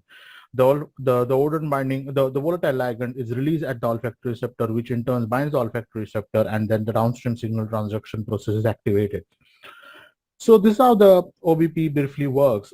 So why you must be wondering why we are trying to understand OBP and what is to do with the refolding of OBPs. So considering the amount of research done on insect odorant binding proteins in last 10 years, you can see that more than 50% of them involve recombinant expression and characterization of OBP. Most of the recombinant insect OBPs are expressed in insoluble form in E. coli using a bacterial system, and thus require in vitro refolding. You can see that out of the total article published, very few of these articles have detailed analysis of their refolded OBPs. Although they have used this in vitro refolding technique very well, but still they have very few details given, like which method was used and what was the outcome of the method used. OBPs lack peculiar functional activities, thus it is difficult to judge the state of the refolded protein. It's not an enzymatic protein. So basically you cannot judge the success of the refolded OBPs based on its biological function. The model system or the proteins from the model system that we chose is from Helicoverpa armigera, because it's one of the most polyphagous pests, and it's devastating the overall agriculture sector of the world. And we have a transcriptomic data available preliminary done in our lab. So we decided to shortlist some of the OBPs which are highly expressed into the chemosensory system of this insect. And we decided to refold it, or to recombinantly express and then refold it. So the objective of this work was recombinant expression and in vitro refolding study of these OBPs, structural analysis of OBPs refolded by different refolding method, functional characterization of OBPs by using reverse chemical ecology approach. To satisfy these objectives, briefly, this was the methodology followed. We identified candidate Helicoverpa armigera OBPs from the transcriptome data. We cloned and expressed these OBPs in a recombinant fashion in a bacterial expression system. Then the recombinant OBPs were then refolded because they were expressed in an insoluble form and then structurally analyzed. Once the purification was performed, these OBPs were then later used for reverse chemical ecology based binding studies. The ligands identified, the ligand shortlisted by this reverse chemical ecology study was then identified based on GCMS identification, and this whole mechanism was used to produce recombinant OBPs at large scale for characterization and ligand identification. In my PhD, I worked with 4 to 5 different types of OBPs, but today, due to time constraint, I will be just focusing on one OBP, which is like a case study here, that is Helicoverpa armigera odorant binding protein 5. So, as I just told you, these proteins were cloned using a PET vector, and his tag was used as an affinity tag for later purification. The proteins were then the recombinant vector was then transferred into E. coli, BL21DE3 cells, and after transformation, the cells were grown at larger larger volumes for recombinant expression. The obtained protein, as expected, was seen in a insoluble form, which you can see it into the SDS page gel here, which shows that IB means inclusion bodies. So inclusion bodies are the insoluble proteins expressed at larger quantities inside E. coli. And SN means supernatant, which is basically soluble protein. So there was no soluble proteins highly expressed here, whereas there was a high expression band at the required size in the inclusion body lane. Later, after lysis and isolation of these inclusion bodies, the refolding and its comparative analysis was done. So if you see the literature, there are 4 to 5 different types of methods used most commonly for refolding of odorant binding proteins, and not just for OBPs, for overall any other globular soluble proteins. But the most commonly used method in the literature is the Redox method. This method was invented by Prestwich in 1983, and since then it's been always a very common method for expression. And unfortunately, in a lot of research, you will find the method, all these methods have been blindly used without considering their outcomes. So that's the problem that I wish to tackle in my research. Another 3 methods that were chosen for comparative analysis was on-column refolding method, dialysis method, and normal dilution method. To compare these all 3 methods, we came up with our own method, which was called as acidification refolding method. Our method was also dilution-based method, just like Redox and normal dilution method.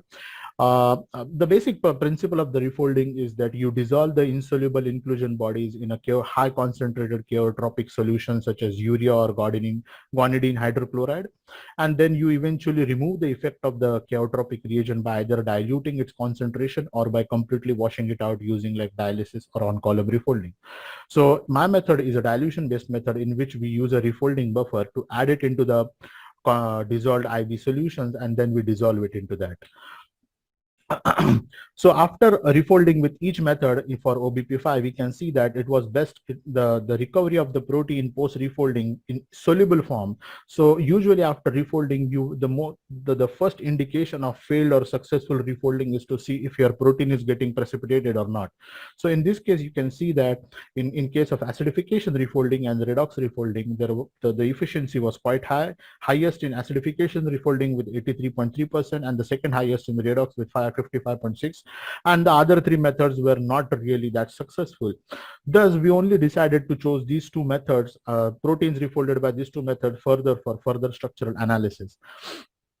We put the refolded proteins onto the reverse phase HPLC column, and we can here even in reverse phase HPLC column you can see that the proteins refolded by acidification and the redox method had a very strong good peak, single peak. The shape of the peak was quite sharp, which indicates that the hydrophobicity of the protein refolded was unanimous or uniform, whereas the protein refolded by other 3 method has differential hydrophobicity, indicating a failed refolding. So and these differential hydrophobicities, although they were not precipitated out, but this clearly indicates that just blindly looking at your refolded protein is not going to help, because they very well will have soluble aggregates and they won't be in a monomer form. So protein refolded by acidification method and redox methods were then further characterized structurally by using disulfide mapping method. So odor and binding proteins, especially insect odor and binding proteins, have very peculiar signature 6-cysteine in their sequences. These 6 cysteines come together to form 3 disulfide linkages, and these 3 disulfide linkages have been previously shown to be very critical for their functional characteristic and their structural stability. So and the pairing of this cysteine is very particular. So the C1 cysteine pairs with C3, C2 pairs with C5, and C4 pairs with C6. If this pairing is mismatched, then it often leads to incorrectly refolded OBP, which results into incorrect binding of its ligand. So OBP refolded by acidification refolding, you can see that before going ahead, just quickly I will tell you about disulfide mapping. What happens here is proteins are treated with either reducing agent or they are not treated with reducing agent, and in both the case they are digested with a protease such as trypsin. They get digested into different peptides. Now the peptides having disulfide linkages will be still connected to each other if they are not reduced before. So in that case you will see some peptides appearing after reduction and some peptide peaks disappearing without reduction, and that's how you get to understand whether the correct peptide, disulfide mapping, disulfide pairing has happened or not. So in this case, you can see that for OBP5, all 3 peptides representing the C1, C3, C2, C5, and C4, C6 pairing was present, whereas in OBP5 refolded by redox method had only 2 peaks representing C1, C3, and C2, C5, where there was the peak representing C4, C6 was absent. And to support this, we also saw individual peaks containing C4 and C6 cysteine into it. Quickly going ahead, I won't spend much time on this because I have something more important to discuss in further. Due to time constraint, I don't have that much time. So quickly going ahead, I would say that this was the brief method used for final purification. We used a ammonium sulfate precipitation here to remove the soluble aggregates after refolding. Then the affinity chromatography was used because as I explained, it had his tag attached to it. Then the his tag was further removed, and again protein was finally purified, and this was the final peak of refolded protein, which you can see that refolded and purified protein, which you can see that the soluble aggregates are gone now. Coming towards the last part, which is the reverse chemical ecology approach, here you can see that most of the common functional characterization method for odor and binding protein is a fluorescent based assays, where a reporter dye is used to replace the naturally bound ligand, and the fluorescent quenching is considered as to be the indication of binding. But the disadvantage here is that if your protein is not correctly folded, you won't be able to judge that based on fluorescent binding assays. So we decided to come up with a reverse chemical approach, a chemical ecology approach, in which we made a system in which the plant was releasing a volatile, which was then carried forward with the airflow to the odor and binding proteins which are present into a buffer, and they were exposed to these volatiles, and it was hoped that the selective binding will occur, and the odor and binding protein will shortlist their native ligands from the volatiles released by the plant. And the bound ligands were then later released using a pH method, pH specific method. and they were analyzed using GCMS chromatography. And you can see that with 3 different types of OBP5 were chosen. OBP5 chosen refolded by acidification method, which is a correctly refolded OBP. OBP5 chosen refolded by redox method, which is incorrectly refolded but still soluble and monomer OBP, and of course aggregated OBP, OBP5. Lysozyme PBS and PBS buffer were the 2 negative controls. And you can see that this heat map represents the amount of ligand bound to the odor and binding protein 5. So they are multi-ligand binding proteins, and you can see here that there were 4 different ligands which were showing strong binding to the OBP refolded by only acidification method and to no other protein refolded by other methods. Then these 4 ligands were further chosen for computational docking studies, in which the homology model was developed for OBP5, and it was docked against these 4 ligands. And you can see the binding affinity out of these 4 ligands was highest for D-limonene, and this indicates that this might be its native ligand.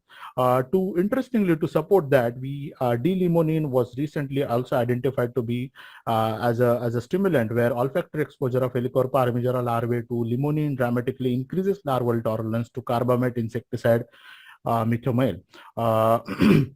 Thus, it can be said that our method was successful in identifying the native ligand for Helicoverpa armigera OBP5. In conclusion, we highlighted the significance of protein refolding for insect OBPs. We showed a random selection of refolding method can lead to misfolded insect OBP, which result into faulty functional characterization. We developed a novel method of insect OBP refolding, and we developed a novel method of ligand identification and reverse chemical ecology approach for functional characterization of recombinant insect OBPs. So that was my presentation. Thank you so much for listening me. If you have any questions, I'm happy to answer. Thank you. Thank you, and you compact so much material that we have to speak very fast to be able to deliver everything very nice, and the wonderful presentation as well, with the quality of the slides and so on and so forth. Are there any questions from the chat? While they prepare these questions, I might ask one. In the lab here, when Yukushida was here, we did some experiments just for fun, and we never published that. We put a tag on the Bombyx OBP on the C terms and the N terms, and we noticed that every time that we had a tag, regardless of being the C terms or N terms, that they lost this ability to undergo the pH-dependent conformational change. In your case, you removed the tag later, but do you think there might be some problem with that? Because you did the refolding before you remove the tag, right? Because you need still the tag for the purification. So what's your comment on that? Yeah, it's a very good point, and thank you for appreciating my presentation. I'll just quickly also thank you the sponsors for this Frontiers in and all, to Professor Walter Leal and Dr. Alvin He. So coming towards your point, yeah, we intentionally decided, because we knew that these OBPs undergo, and that's based on your article, which is very well cited article of C-terminal based binding of this OBPs, pH-dependent binding, where C-terminal chain is used. So we intentionally put our his tag on N-terminal, which we decided, because even we had to remove that tag later on, because that was a part of the purification process, and we wanted it to not interfere with any of its binding affinity of this protein. So yeah, we intentionally did that. We did not put it on C-terminal. Professor John Pickett joined us from Cardiff University in the United Kingdom. He is asking this very nice question: what are the publication plans for this excellent work? We are in process of doing a publication. First, we thought of including a NMR study as well, NMR or X-ray crystallography study as well. But then we thought that it would really be a very huge amount of research in one article itself. So we have put that in our future prospect. But right now we are trying to compare the reverse chemical ecology based bindings method, which we have developed, with the established fluorescent binding method, and we are trying to pinpoint the flaws into the fluorescent binding method, which has been literally used blindly nowadays in every OBP article. unfortunately. Yeah, so when you submit to publication, we already know one in review that we can recommend, Professor John Pickett. That's Yeah, how definitely. And that's how thank you people for do that. in these days, and they submitted the article to bioRxiv and they hope to someone to comment it, and then they submit it with the recommendation. Anyhow, so that's a very lovely presentation. Thank you very much, and I hope you stay for more questions later. So Thank you, Walter. Thank you. In the interest of time, let's move on.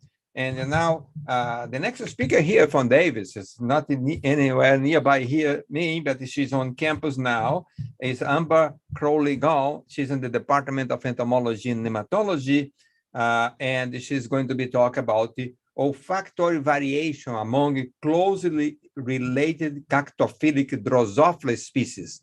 Amber, the floor is yours now. Go ahead, Amber. I'd like to start by thanking Walter and Alvin for the opportunity to participate in this exciting symposium and to present my work today.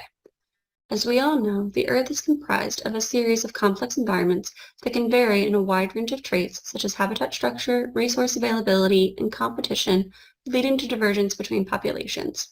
I'm particularly interested in understanding how variation within the chemical landscapes and environments can contribute to this divergence, as organisms must be able to navigate a wide array of chemical cues when making decisions about what resources to utilize. Insect host preference behavior can be useful systems with which to examine the mechanisms underlying divergence, as shifts in host plant use can be accompanied by divergence in phenotypic traits and ultimate reproductive isolation between populations. Within the last 15 years or so, it's become increasingly recognized that variation in host plant volatiles can contribute to shifts in host plant use, and there can be divergence in insect olfactory systems in response to these changes in host plant volatile cues. The system with which I use to examine the correlation between divergence in insect olfactory systems and shifts in host plant use are Cactophilic Drosophila. A useful part of the Cactophilic Drosophila system is that it's a member of the Drosophila genus and therefore can build upon the extensive knowledge as well as the genetic and neurophysiological tools that have been developed through the extensive study of Drosophila melanogaster and our understanding of the Drosophila olfactory system. Briefly, the Drosophila olfactory system is comprised of two main olfactory organs, the antenna and the maxillary palp, which are covered in a series of specialized hairs known as cincilla. These cincillas have pores on their surface through which odor cues from the environment can travel and then bind with olfactory receptors located on the dendrites of olfactory receptor neurons. Within Drosophila, these cincilla can house between 2 and 4 olfactory receptor neurons, and these cincilla can be classified into distinct types based first on their overall morphology and then also by the odor response profiles of the olfactory receptor neurons they contain. So how do you determine the odor response profiles of these cincilla? Well, that's determined through the use of single cincillum recordings in which an electrode is inserted into the base of a cincilla, and you can record extracellularly the firing potential, the action potentials of the neurons that are located inside that cincilla. And these neurons can be further categorized by the unique spike amplitudes present in your recording, as seen here, where the large neuron is classified as the A and the smaller spike amplitude is classified as the B neuron. You can then expose your fly prep to a variety of odor cues and examine its odor response profile by quantifying the change in spike frequency both pre and post odor stimulus. So what evidence do we have that host shifts are associated with olfactory variation between species? Well, studies in Drosophila seychellia, Drosophila erecta, as well as Drosophila suzukii, which all exhibit host shifts from Drosophila melanogaster, have also showed variation in olfactory receptor neuron sensitivity and specificity to host-specific volatile cues when compared to Drosophila melanogaster olfactory responses. So what makes cactophilic flies an interesting system to study? Well, first, they're more distantly related to Drosophila melanogaster, the other species that have been previously examined. And additionally, this is a radiation of cactophilic flies that provides us the opportunity to examine host shifts across the phylogeny instead of independent events. So the cactophilic flies are believed to have emerged approximately 50 million years ago and coincides with the evolution of Opuntia flatleaf cactus, which is believed to be the ancestral host of cactophilic flies. This was followed by the ability of several species of flies to be able to become cactus generalists and utilize both Opuntia cactus tissue as well as the more chemically complex columnar cactus tissues as feeding and breeding substrates. Eventually, there were 6 independent host shifts to complete columnar specialization and the loss of the ability to utilize Opuntia cactus as a host resource. So what are these differences in Opuntia and columnar cactus? Well, as I already stated, the columnar cactus are more chemically complex and they have elevated levels of secondary metabolites, while Opuntia have higher water and free sugar content. These variations in chemical composition can also be correlated to variations in cactus volatile headspaces, as seen here in this study where 3 columnar species and 1 Opuntia species were inoculated with a series of individual microbes, and the induced cactus fermentation rats were examined for their volatile headspaces and found that the Opuntia cactus species had a unique volatile headspace regardless of which microbe was used to induce fermentation. So if we know that there's variation in chemical composition that can be correlated with variation in the cactus volatile headspaces, what do we know about olfactory divergence within the Drosophila reflita species group? Well, prior to this study, Drosophila moavensis was the only species within this group that had had its olfactory system extensively examined, and that's because Drosophila moavensis is a model of incipient speciation, as it has 4 distinct populations that can utilize their own unique host cactus, which give off their own unique volatile profiles. Studies examining olfactory variation in olfactory receptor neuron responses between these 4 populations found variation in sensitivity and specificity to host-specific volatile cues, and these variations in olfactory receptor neuron responses were correlated with a variation in olfactory receptor gene expression. Interestingly, the first major study that was done in the Drosophila moavensis olfactory system was done on the Mojave and Santa Catalina Island populations, which utilize a columnar and Opuntia species respectively.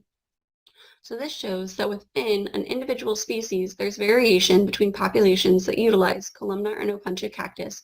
So therefore, I was interested in understanding if there were repeatable variations in olfactory receptor neuron responses associated with these independent shifts in host use from Opuntia to columnar cactus. In order to explore this question, I examined 13 cactophilic species spreading across the 4 complexes that contain columnar specialists and representing both Opuntia and columnar specialists as well as cactus generalists, and utilized Drosophila melanogaster as an outgroup. The recordings that I did were from the AB2 and the AB3 sensillary type, because not only are they large basiconics, so therefore we can easily identify them morphologically on the surface of the antenna, but also because they contain 2 olfactory receptor neurons, unlike the AB1 sensillary type, which is also a large basiconic that contains 4 olfactory receptor neurons. In addition, work across other Drosophila species has predicted that the AB2A neuronal responses will be highly conserved across Drosophila species, while the AB2B and the AB3A responses will have high levels of variation. Therefore, within these 2 sensillary types, we can hopefully see varying levels of conservation and divergence within our responses across species. So what did we see in the AB2 sensillary type? Well, first, both the A and the B neurons were able to respond to esters, and the A neuron was more broadly tuned in addition to ketones, alcohols, as well as some terpenes, and we were able to detect the AB2 sensillary type across all species examined. While in the AB3 sensillary type, we were not able to detect an AB3 in Drosophila parisiana, and while we were able to do a recording from an additional large basiconic that was not an AB2 in Drosophila anceps and nigris paracula, these recordings were not consistent across fly individuals and had high levels of variation when compared to our other recordings from the AB3 sensillary types in other species, so therefore we did not include them in our further cross-species analysis of our AB3 sensillary type. So what did we find from the species we were able to identify AB3s? Well, we found that the AB3 is tuned to esters, alcohols, ketones, as well as some responses to aromatics. So now that we have our responses for our AB2 and our AB3 sensillary type, we want to be able to begin to look at the potential for convergence or for conservation and divergence and these neuronal responses between both sensillary types and across all species. So we clustered our overall response profiles of all 14 species as well as our 4 neuronal types. And we found that in the AB2A responses, we did see high levels of conservation as predicted, with Drosophila melanogaster clustering in with the Drosophila reflita species group as well. Additionally, we saw some level of conservation in the AB3A responses. However, they're more distantly associated than the 2A responses, and you can see 2 distinct groupings within this individual cluster. Well, when we look at the 2B and the 3B responses, we see a distinct separation of the Drosophila melanogaster responses relative to the Drosophila repleta species group responses, and this is more distantly associated in the 3B responses relative to the 2B responses. This variation is due to the fact that Drosophila melanogaster is able to respond to these 4 volatile cues, whereas there are little to no responses in the Drosophila repleta species group to these volatiles. Previous work examining chemosensory genes across Drosophila species showed that in Drosophila moavensis, there was a gene duplication event in the gene associated with the 2B neuron and a gene loss event in the gene associated with the 3B neuron, suggesting that these genomic variations may be associated with the change in the odor response profiles between Drosophila moavensis and Drosophila melanogaster, and the close associations between the Drosophila repleta species group suggest that maybe these same changes may exist in the other Drosophila repleta species as well. So additionally, within these clusters, we see a unique separation of Drosophila parisiana, straubi, and copifera, and their 2B neuronal responses relative to the other AB2B responses. And if we look at the overall responses on the odor response profile to these 4 volatiles, there shows to be a general reduction in the AB2B neuronal responses within these 3 species relative to the other species that were examined.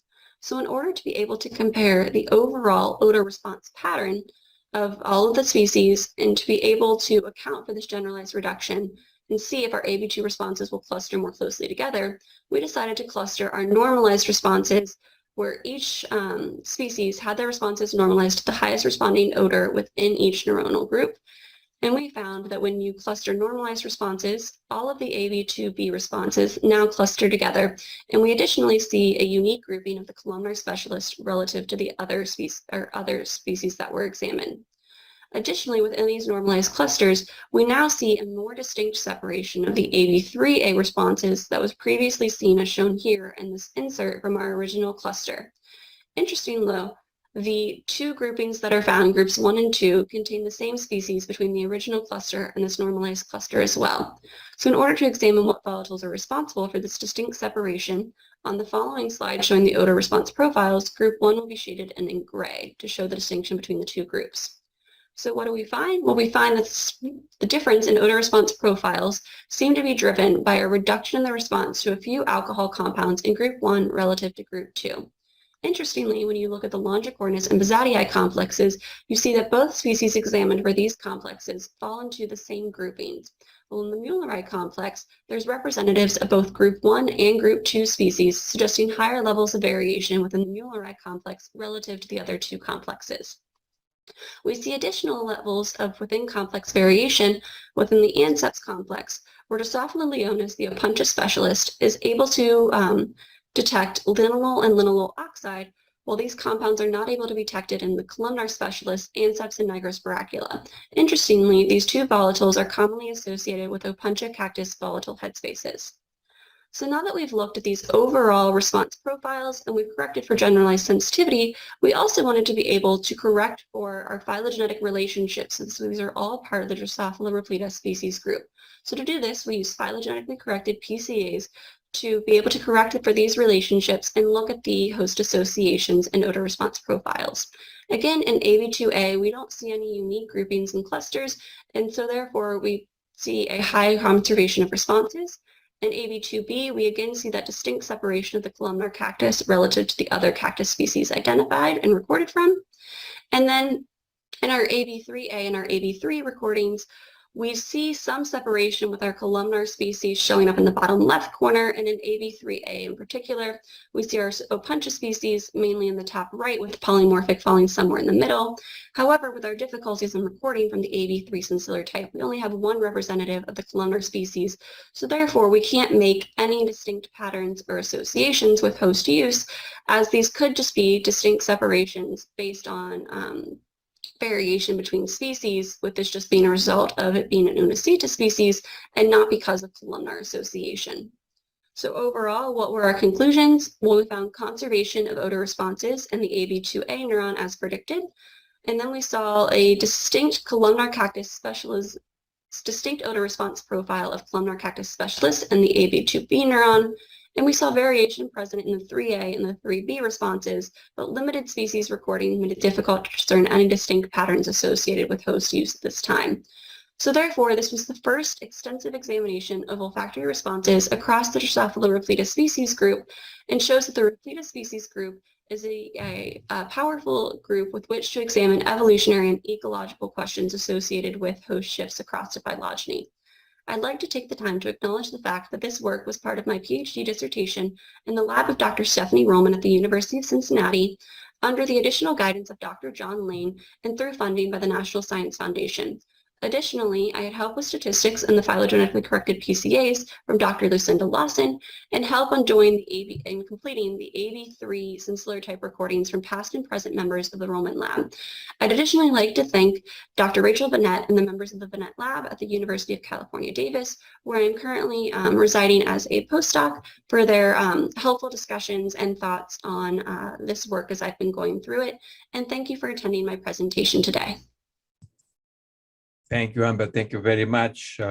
Lots of recording there, a lot of work. Are there any questions? Waiting here. By the way, are you speaking from Briggs Hall or somewhere else, or at home? I'm at home tonight. Yeah, this is late. It's more than 8:05 here. Yeah. Right. So any questions? Looks like Zain has a question, but I can't get his question here in the chat.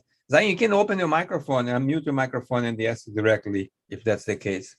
Can you hear, Walter? Yeah, good. Yeah, I was typing. Somehow they were lost, so I gave up on that. Okay, go ahead and ask the question. Anyway, yeah, the great stuff. Lots of work here. So why would you call AB2 and AB2?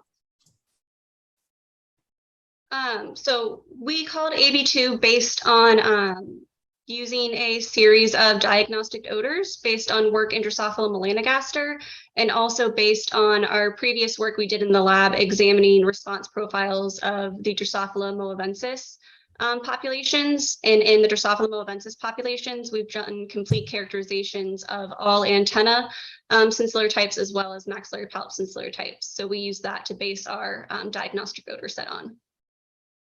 Because sometimes we get stumped because we call an AB2 because a B cell responds to something which is not, and sometimes even not even a big basic conic. So I would assume it's an AB2, and then it would only to realize that it was not, it was some intermediate or something. Do you run into this? I mean, it's massive, monumental amount of work. I'm sure it's going to somewhere very exciting at some point. So I know how long it takes and how much skill and work it takes. So that's great stuff, not to diminish, but I'm just kind of, thinking that what would it mean in the long run? Right. So we definitely do experience problems with that. And that's part of why we weren't completely confident, and especially like some of our AB3 recordings, and we removed some species from our analyses. But we definitely use the large basiconics as our first diagnostic of what types we're looking for. And so we always aim for the large basiconics, and then we make sure we can only see 2 distinct neuronal types to help to classify down to the 2s or 3s. And then we use that diagnostic odor set and to try to get at being covering as much variation as possible, each recordings from a distinct fly to try to account for any other variation that we can have within individuals as well. Hopefully that helps answer the question. Great, thanks. That was helpful. Thanks very much. This is the Frontiers in Chemical Ecology Symposium sponsored by Bedoukian Research Incorporation. It's almost run out of time, but if there are any questions for Amber, I'll be glad to forward to her.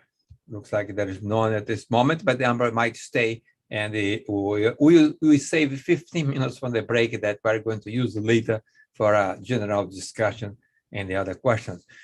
So let's move on here. And now it's time to talk about, thank you very much, Amber. Now it's time to talk about mosquitoes. And the speaker now, the next speaker, just moved from Vancouver to Georgia. He's a brand new faculty member at the University of Georgia, Department of Entomology. And let me then turn over the floor to Dan Peach. He's going to be talking about the mosquitoes and the floral compounds. Dan, the floor is yours. Go ahead. Hello, everyone. My name is Dan Peach, and I'm a brand new assistant professor at the University of Georgia. Today, I'm going to be speaking to you about the floral attraction of mosquito pollinators. Mosquitoes suck. We're all familiar with the itchy bites they give us, or that low buzzing sound one makes as it flies around your room in the dark. We're also familiar with the deadly pathogens that they spread, such as malaria or dengue. However, what we're less familiar with is their relationship with plants. Floral nectar is the primary ubiquitous food of adult mosquitoes, and it's this relationship with flowers that my research has and will continue to explore. Now, to highlight just how important access to nectar is for mosquitoes, I show here some research done on Anopheles gambiae, a species for which access to sugar was thought to be unimportant, that demonstrates that even with unlimited access to blood, if you remove access to sugar, their populations will eventually crash. So mosquitoes really benefit from this interaction with plants. But what about the plant's perspective? Did they benefit at all from interacting with mosquitoes?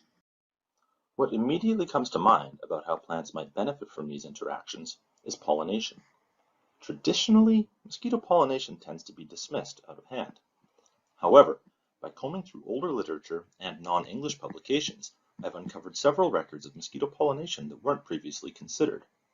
Furthermore, mosquitoes possess several characteristics as pollinators, such as ultra-high abundance in some habitats, that decrease the importance of metrics traditionally considered important in pollination biology, such as individual efficiency or floral constancy. As a result, I've become very interested in exploring these ecological interactions. This interest was further fueled by natural history observations I made in Burnaby, British Columbia. Just after dusk, I frequently observed large numbers of Culex mosquitoes, such as Culex pipiens, visiting the flowers of common tansy, Tanacetum vulgare, despite many other flowers being present.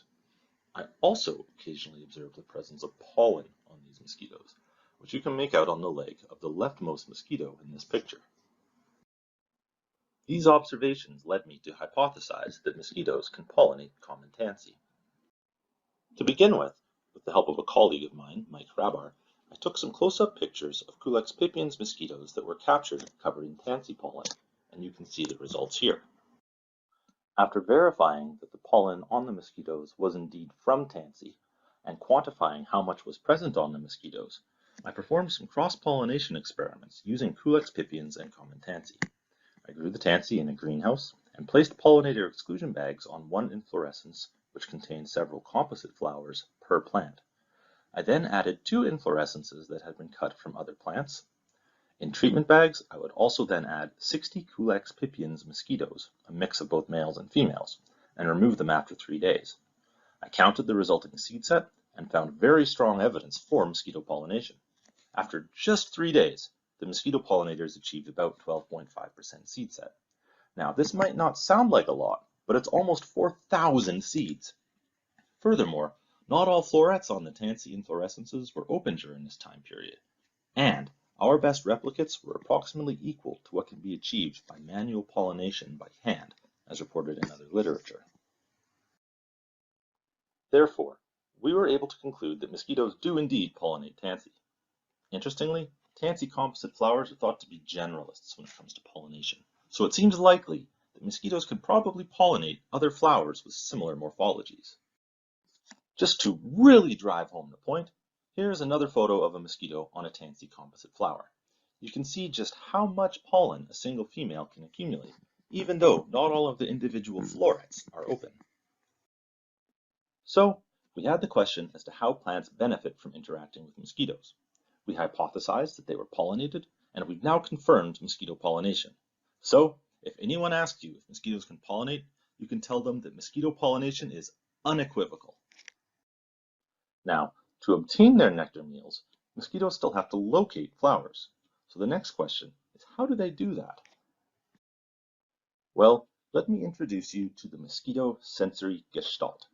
My PhD supervisor, Gerhard Gries, was German. Therefore, I'm contractually obligated to use the word Gestalt at least once per presentation.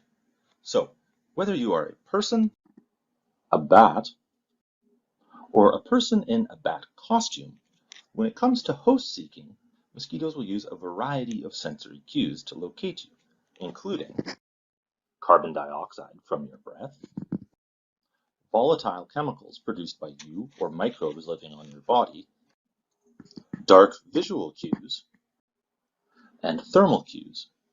However, much less is known about how mosquitoes locate flowers.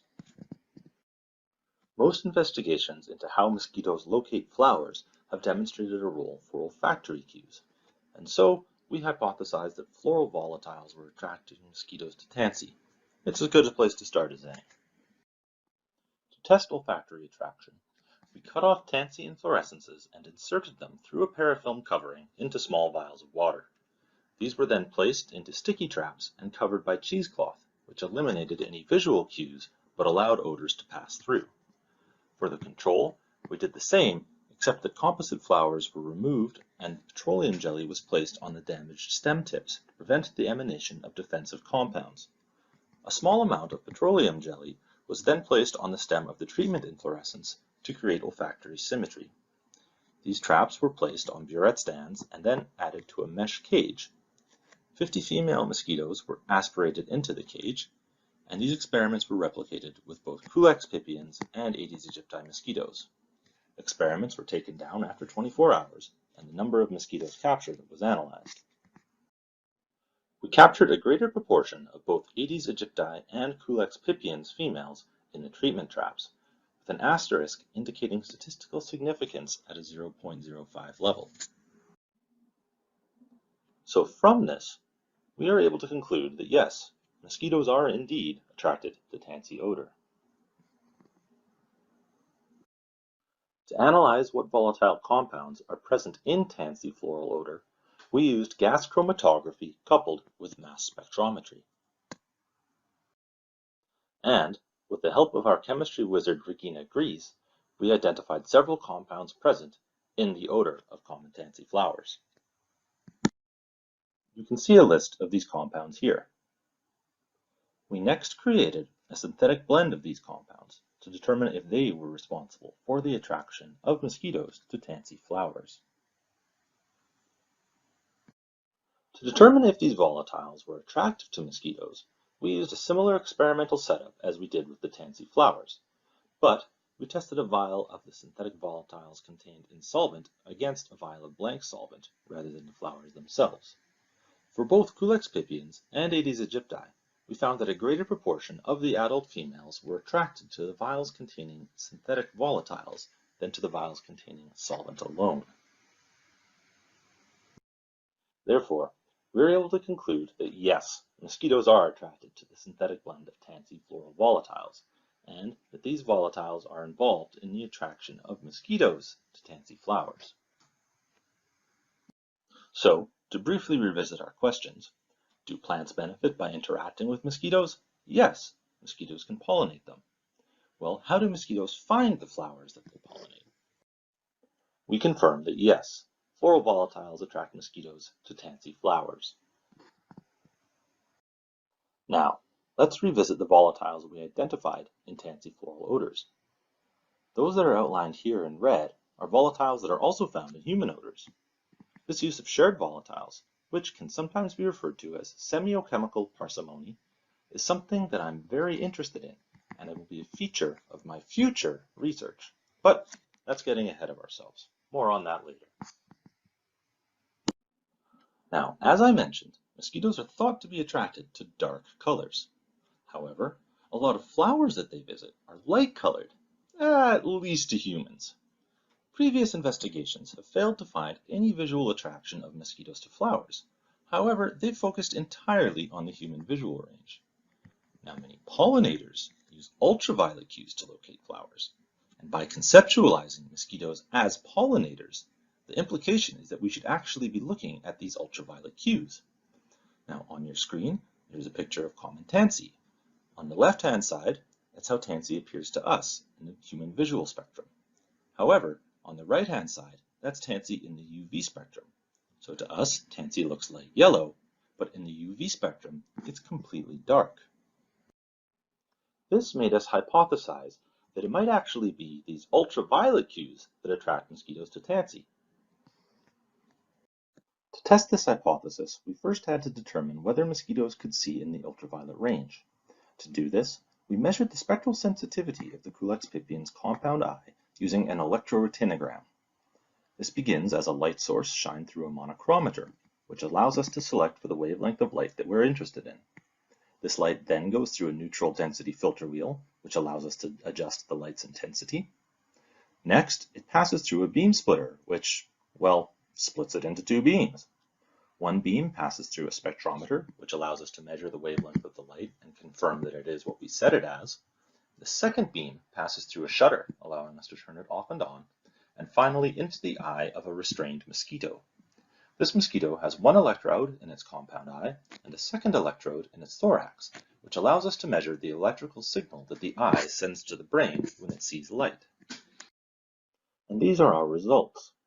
You can see that the greatest sensitivity, i.e. the strongest responses, were recorded in the ultraviolet range. Not only can Culex pipiens see in the ultraviolet range, but it seems to actually be more sensitive to light in the ultraviolet range than to light in the human visual range. So it seems that mosquitoes can see the ultraviolet light. However, we still needed to investigate the behavioral response. And to do that, we used a material called Lexan. Now Lexan, as demonstrated here by my colleague Elton Coe, is transparent in the human visual range, allowing these wavelengths to pass right through it. However, when you look at it in the ultraviolet spectrum, you can see that Lexan completely blocks light within these wavelengths from passing through it, effectively filtering it out. To run these experiments, we set up mesh cages in a room with a UV light source, and in these cages we placed sticky traps containing either tansy covered in cheesecloth, i.e. olfactory cues were present but visual cues were not, or tansy laid on top of cheesecloth, i.e. both visual and olfactory cues were present. Somewhat similar to the experimental setup we used to measure olfactory attraction. We then added 50 Culex pipiens females and ran the experiment for 24 hours. We ran some replicates of these experiments without a Lexan filter in front of the light source, i.e. with UV light present. The results of these replicates are displayed in the top bar with the tansy graphics half yellow and half dark. The crosshatches on the left tansy graphic indicate the presence of cheesecloth covering these flowers, which again eliminates visual cues. You can see that the mosquitoes significantly preferred the flowers that they could both see and smell when the UV portion of the light was present. In some of these replicates, we also placed Lexan in front of the light source, eliminating the UV portion of the spectrum, and ran the experiments. These results are shown in the bottom bar, and you can see that when we did this, the mosquitoes no longer differentiated between flowers that they could both see and smell, and flowers that they could only smell, indicating that the attractive visual cues were no longer present. From this, we can conclude that ultraviolet cues are responsible for the visual attraction of Culex pipiens to tansy flowers. So to briefly revisit our overview, do plants benefit by interacting with mosquitoes? Yes, mosquitoes can pollinate them. How do mosquitoes find these flowers? Well, it seems that floral volatiles are involved in the attraction. But these volatile cues aren't the only thing that's going on. It seems that ultraviolet visual cues are also an attractant. Anyways, these are results that I plan to build upon in my future research at the University of Georgia. I intend to further investigate mosquito pollination, including the breadth of flowers that mosquitoes can pollinate and how effective they are relative to other organisms. Any particularly strong ecological interactions will be investigated further, particularly to continue my exploration of how mosquitoes use UV cues in floral location. I'm also going to prioritize investigating the importance of similar volatiles being shared between plant and vertebrate hosts, and what the evolutionary and ecological implications of this semiochemical parsimony might be. Anyways, if you have any questions, I'd be happy to answer them, and thank you very much for listening. Thank you very much, Dan. Very nice presentation. Professor John Pickett already sent a note here congratulating you for the promotion for the position that you secure as an assistant professor at the Department of Entomology of the University of Georgia. Congratulations. Thank you. I should have one correction, as I'm actually in I'm not in the entomology department. I'm in the College of Veterinary Medicine. You should be in the entomology department. You should. Sorry. I'll see if I can adjunct with them as well. I think it would be beneficial to them. Thank you. Then, are there any questions? Let me see here from the chat, directly from the panel. If anyone has any questions, let me see here. How do you work related to the work of Jeffrey Riefer's group? Yeah, it's interesting because I did this work just outside of Vancouver, and Jeff's group did his stuff down in Washington there, and it was entirely unrelated when both projects started out. We kind of found out that each other was working on this to work. That's Chloe Lahandier's work that's being referred to there. And we both kind of found out about this when we were approaching the end of our degrees. Probably to our detriment. It probably would have been quite beneficial if we would have been able to communicate earlier and sort of cross-pollinate each other's minds with some ideas. Yeah, that's right. But there's so many things going on that sometimes you don't know which other groups are doing. Any question there from the chat? I'm not seeing any here. We still have a little bit of time. Could benefit from that. Ask more questions to Dan. I see some hands up in the on the panelists. Oh yeah, Rick, why don't you unmute and turn off on your camera? Mengbo was first. She has her hand up. Yeah, Mengbo, you have to switch on your camera and the microphone on. Both of them. Oh, yeah, go ahead. Hi, Dan. Hi. Interesting works. Do you think CO2 also mediates the pollination behavior of male mosquito?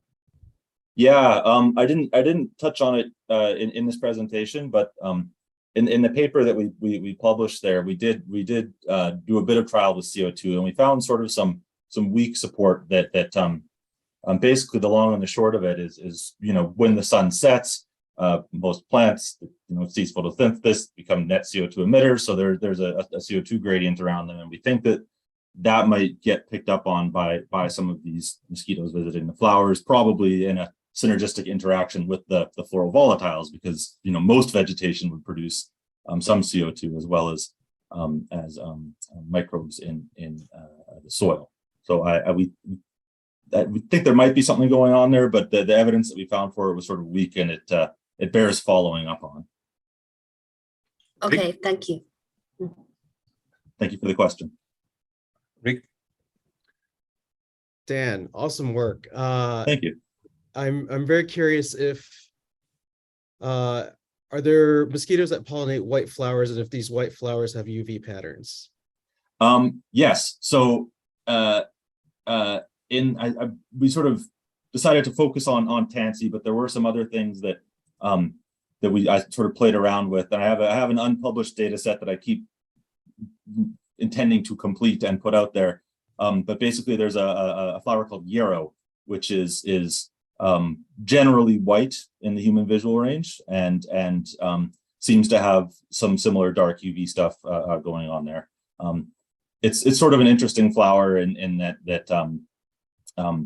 there are some like sort of color morphs of it, so there might be some variation and some other whacking stuff there, but and caveat being that I still have to follow up and finish this data set, but it looks like there might be something going on there, and we have some preliminary data that suggests mosquitoes can pollinate these yarrow flowers as well, which both tansy and yarrow are in the Asteraceae, so they're sort of similar, and they have those compound flowers with the little florets that sort of match the size and length of the Mosquito proboscis. So there might be some interesting morphological, crossovers going on there.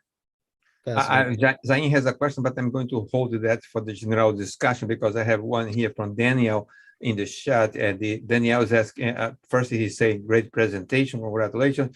It might be interesting to investigate the strength of different floral volatiles and maybe make comparisons. Yeah, I mean, there's obviously, there's all sorts of ratios that could be going on, or different doses that could be going on, but I think that's a very, very good question, and certainly something that would be interesting to follow up on in the future. you know, the great thing about being a new PI is like I can come up with all sorts of cool ideas to investigate, and I have a whole career to do it. So thank you for the suggestion. And if Greg Pask is right, like he said yesterday, the students should not listen to the PI. Anyhow, that was a counterexample there. Let's not take it literally, right? Oh, thanks very much, Dan. It was great in having your presentation, and please stay that we have more later. So let's keep moving now, since we are now touching the subject of vector biology. So let's move on and talk about ticks, and let's transfer the podium, the virtual podium now to Lexington, where Zain Syed from the University of Kentucky is just promoted to associate professor. And now he's going to tell us, or try to answer the question, the self-inflicted question, what drives a tick to seek a host or habitat? Without much further ado, let me invite Zain here to the floor. And go ahead, and the floor is yours. Hello there. So my name is Zain Syed. I'm an associate professor of entomology at the University of Kentucky in Lexington. Today I'm going to talk about some of the factors that influence a tick in seeking a host and or a habitat.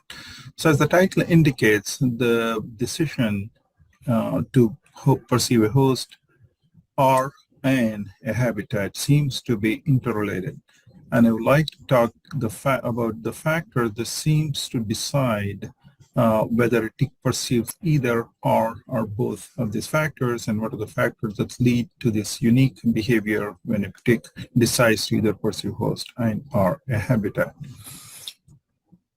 So the first question is why we study ticks, for a variety of reasons, as it comes from the Zhu et al.'s paper in Cell, where they sequence multiple tick species from China. So what it shows, this graphic, is the ticks are unique in a way of the vectors that they can transmit a variety of pathogens, ranging like one of the broadest spectrum of pathogens like bacteria, viruses, protozoans, and so on. Apart from this, even an uninfected ticks can cause problems.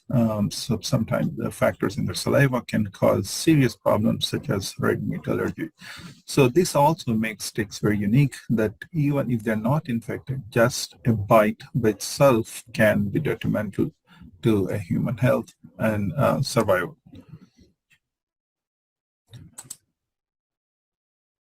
Next, I'm trying to go to the next slide here. Ticks also have a unique biology. So they survive one of the longest period of starvation among arthropods, as shown by Sarah Randolph, and they can go without a blood meal for over a year. They're adapted to feed on multiple host types within their life cycle, and ticks have evolved to feed on almost every class of vertebrates. An example of a tick that has three host life cycle can be seen here. A tick, when it lays eggs, it goes to the larvae and goes to a nymph and goes to an adult that again lay eggs. As you can see, the eggs are laid typically in spring, and the eggs hatch into larvae in summer, and then they go into the fall and winter through the nymphal stages, and nymph transforms into an adult, and then adult goes to an eggs. So there are a couple of things to consider here. One is the seasonality that affects the climate. So there is a spring, summer, fall, and winter. And along with this, there is a massive change in the type of hosts they're using to feed. Larvae will feed typically on small animals such as birds and small mammals. And once they are moving towards a nymph or nymphs to an adult, they can utilize larger animals and humans. So from this complex life cycle, we can broadly classify two factors that are influencing the tick's behavior. So they appear to be the habitat because each of the hosts will occupy a unique niche. So the habitat, selecting a unique habitat becomes important, and hosts, that what hosts they're going to feed at different life stages is also different along the route.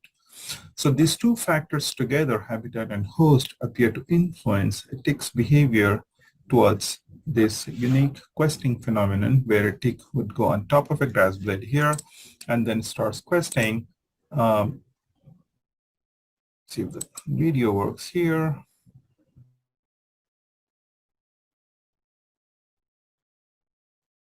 So video stopped.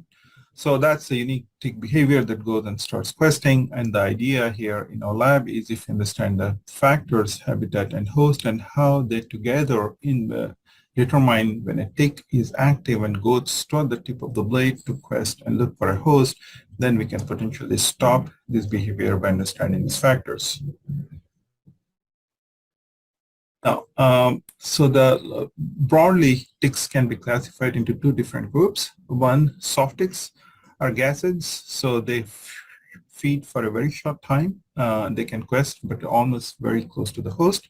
And the other broad group, the members of Exodidae, so they quest in open and exposed habitats. They feed for a long time, as you can see, for up to days, and that makes them very dangerous in terms of disease transmission. And then within this group, the two major tick species we have been working in the lab is Ixodus scapularis, the Lyme disease tick, and we are also working on the hunter tick, Amdioma americanum. So here I'll be talking about the Ixodus tick, the Lyme disease tick. Here they have more host species than any other North American tick, so they can feed off of a variety of animals. Larvae and nymphs feed up to 50 plus mammalian species, 60 birds, and almost 8 reptiles, and they overwhelmingly prefer white-footed mice. In adults, they appear to prefer the white-tailed deer. So as we was discussing, these two factors, habitat and host, appear to be determining this questing behavior in ticks. And again, let's see if the video doesn't work here again, the video. Anyway, so this behavior of this host and habitat together leading to the questing behavior is mediated by a large number of sensory apparatus, sensory structures, mostly confined in the forelegs of ticks. I'll walk you through the structures and a little bit about their function. So the sensory apparatus in the first pair of legs, this is called Haller's organ.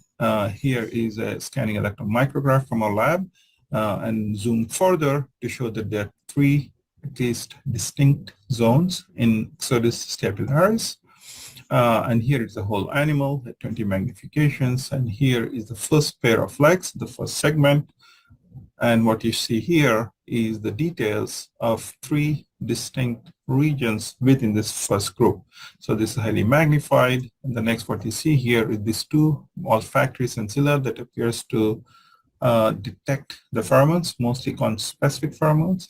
The second region seems to have olfactory sensilla. As you can see this nice wall-pore basiconic sensilla. And this seems to also have sensilla that appear to detect humidity and moisture. And this part, the later part, as you can see, it has almost exclusively wall-pore sensilla, but and these are overwhelmingly involved in olfactory detection. So the first part, to find an ideal habitat, how does a tick do that? So I'm going to talk a little bit about how this phenomenon happens. So the waving was first defined very detailed by a Russian scientist, Mironov, in 1939, where he called these ticks, Ixodus ticks, going on the tip of the grass blade or some vertical object, he called that as a waiting attitude.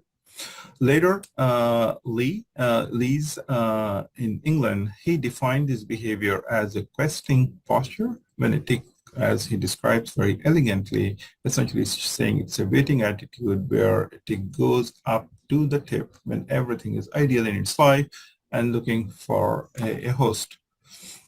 So this is the drawing from his paper. What we have been doing here in the lab is to study the effects, what factors lead to this behavior. So mostly we are focusing on the microclimate. And for this microclimate, two factors, temperature and relative humidity, that together constitute saturation deficit, as defined by Sarah Randolph and later Jean-Luc Perret in Patrick Guerin's lab. So the saturation deficit essentially is the dryness of the environment.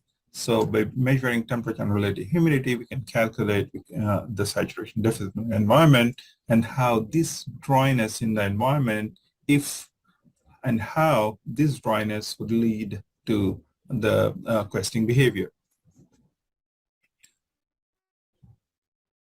And as I just mentioned, so this change in saturation deficit seems to be directly influenced by the detection of these elements by the tick sensory system present on the forelegs.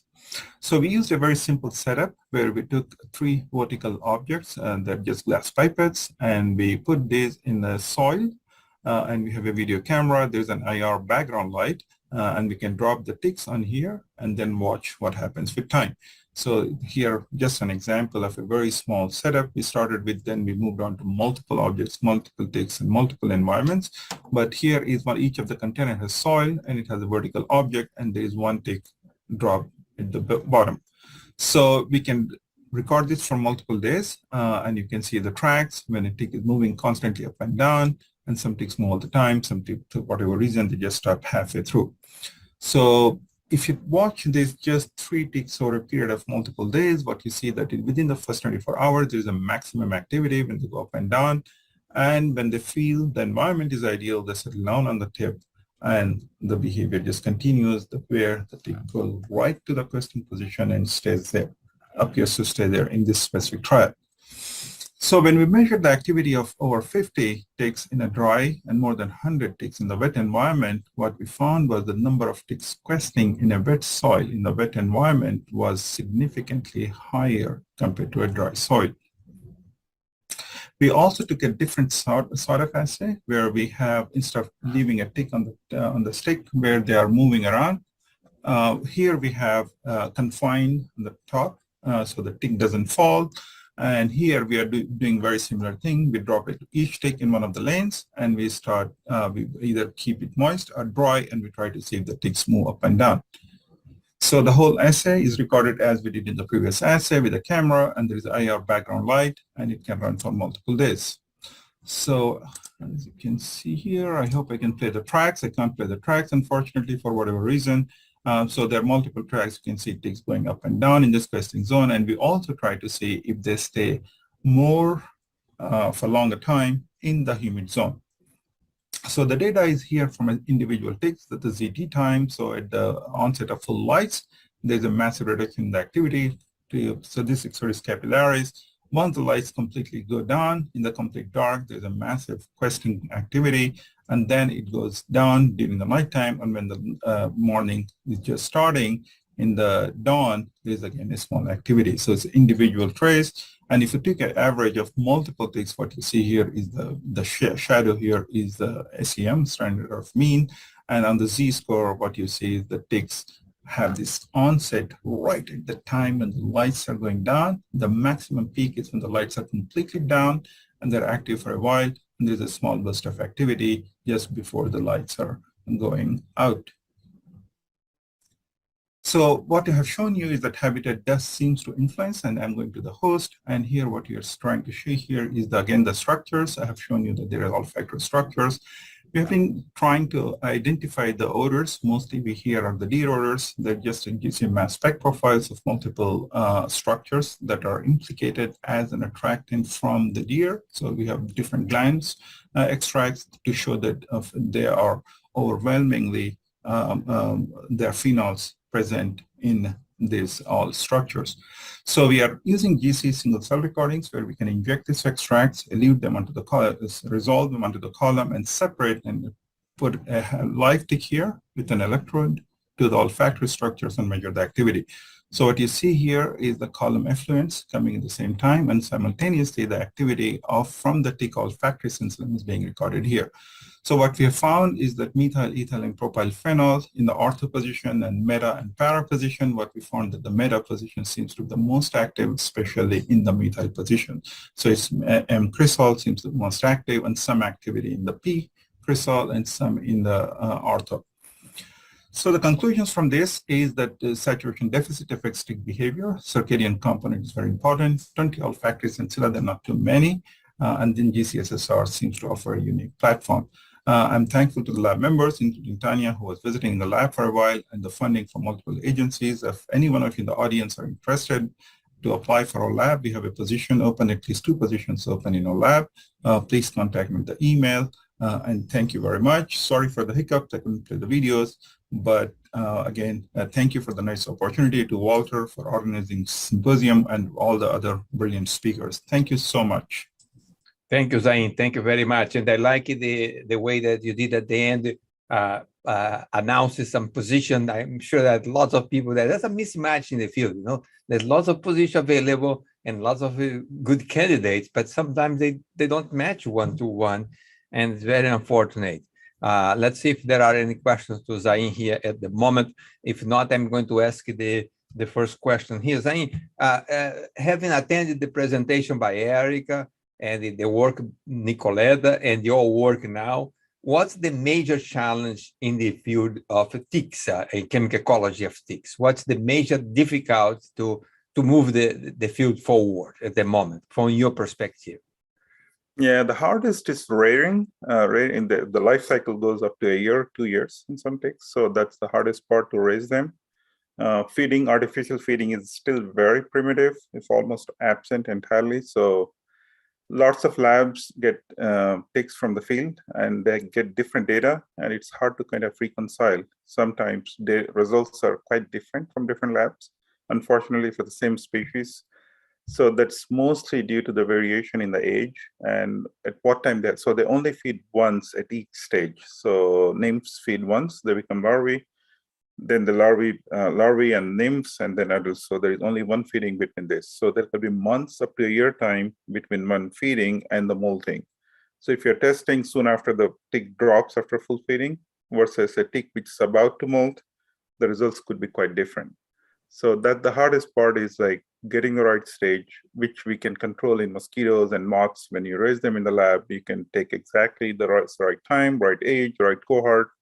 So that's the most challenging part, to reduce the variation. I think Erica went into the same stuff, and Nicolette was alluding to the same problems, that when we look at this data from different labs, or even from the same lab, if you try to repeat the experiments after a couple of months, it might look daunting. But as you have seen, some of the data, the biggest part when I started like 2 years ago in the ticks was variation. Now we are at a point that we can test like 100 individuals, and within a decent variation, we can conclude the results. Okay, and the people have been critical about the too much emphasis on lab colonies, because that might not represent the reality in the field. But here's a situation that we are just the reverse, right? Because we rely too much on the field, and we cannot control all the variables that we can control in a lab colony, correct? Yeah, and also there are some commercial sources. So there is one at Oklahoma State. They have some kind of bank, and they can supply. It's very expensive. It's like $5 a tick, and they don't only give a female, they have to buy a pair. They come in honeymoon suit, so they have to, you pay $10 for one tick essentially.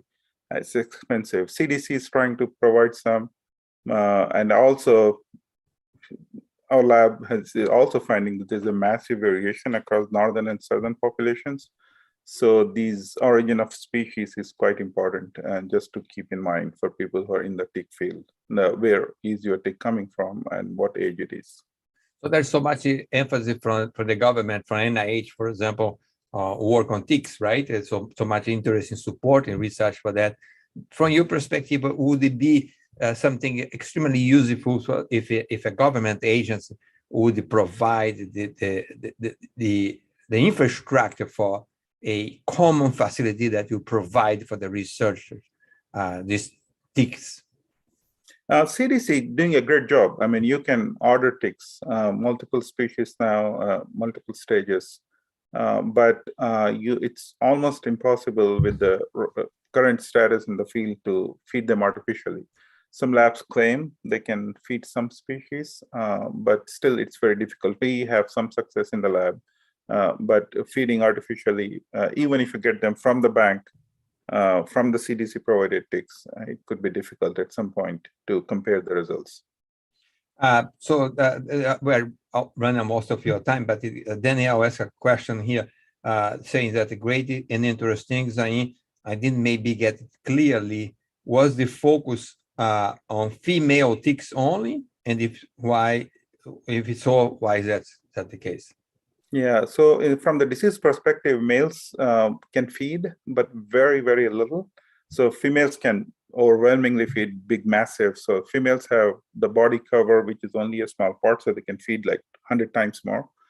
Males are not very significant from disease perspective. So that's why we always emphasize mostly on females. Also on nymphs, because nymphs are also more important sometimes in some species than others. So females and nymphs are kind of the more important because from the disease perspective. Dan also was very interested in your presentation, and he comments, it's my understanding that in some areas, ticks may feed on skinks.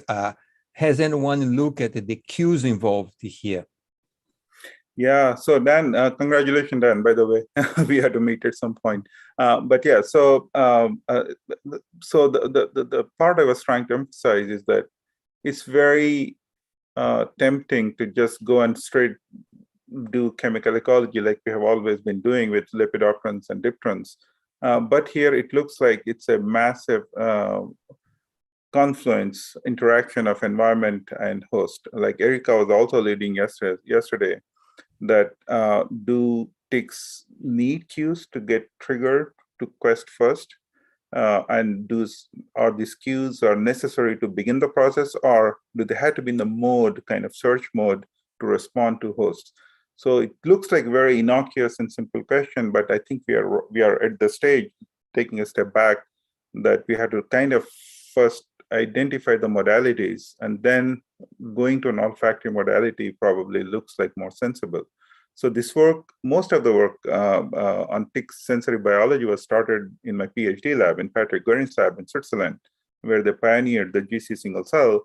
So I was lucky to be there at that time when they were all doing. Unfortunately, the lab is gone now.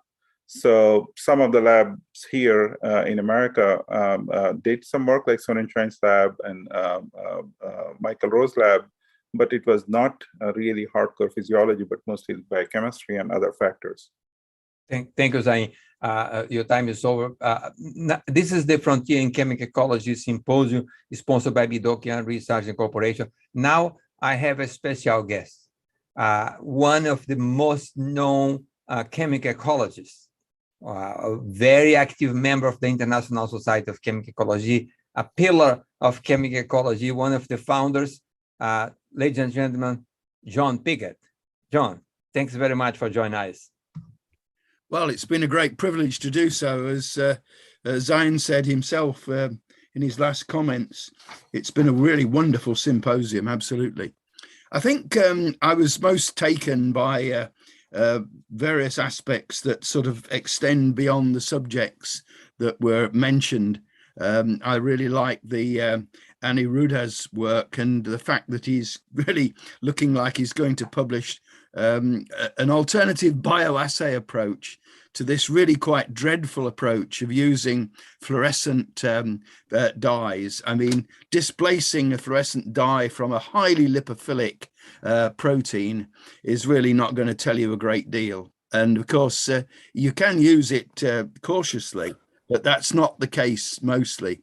And, you know, we have a lot of misleading stuff in the literature from people who are not actually at this meeting to hear these comments, which I think has come out of those displacement studies. But I was thinking more generally when I heard Dan Peach make his comments about what he's going to do now he's at Georgia. And I think the term parsimony is a very good one. I mean, it traditionally means meanness, and we always associate it in the British Isles with Scottish people who have that reputation, though it's not true, I hasten to add.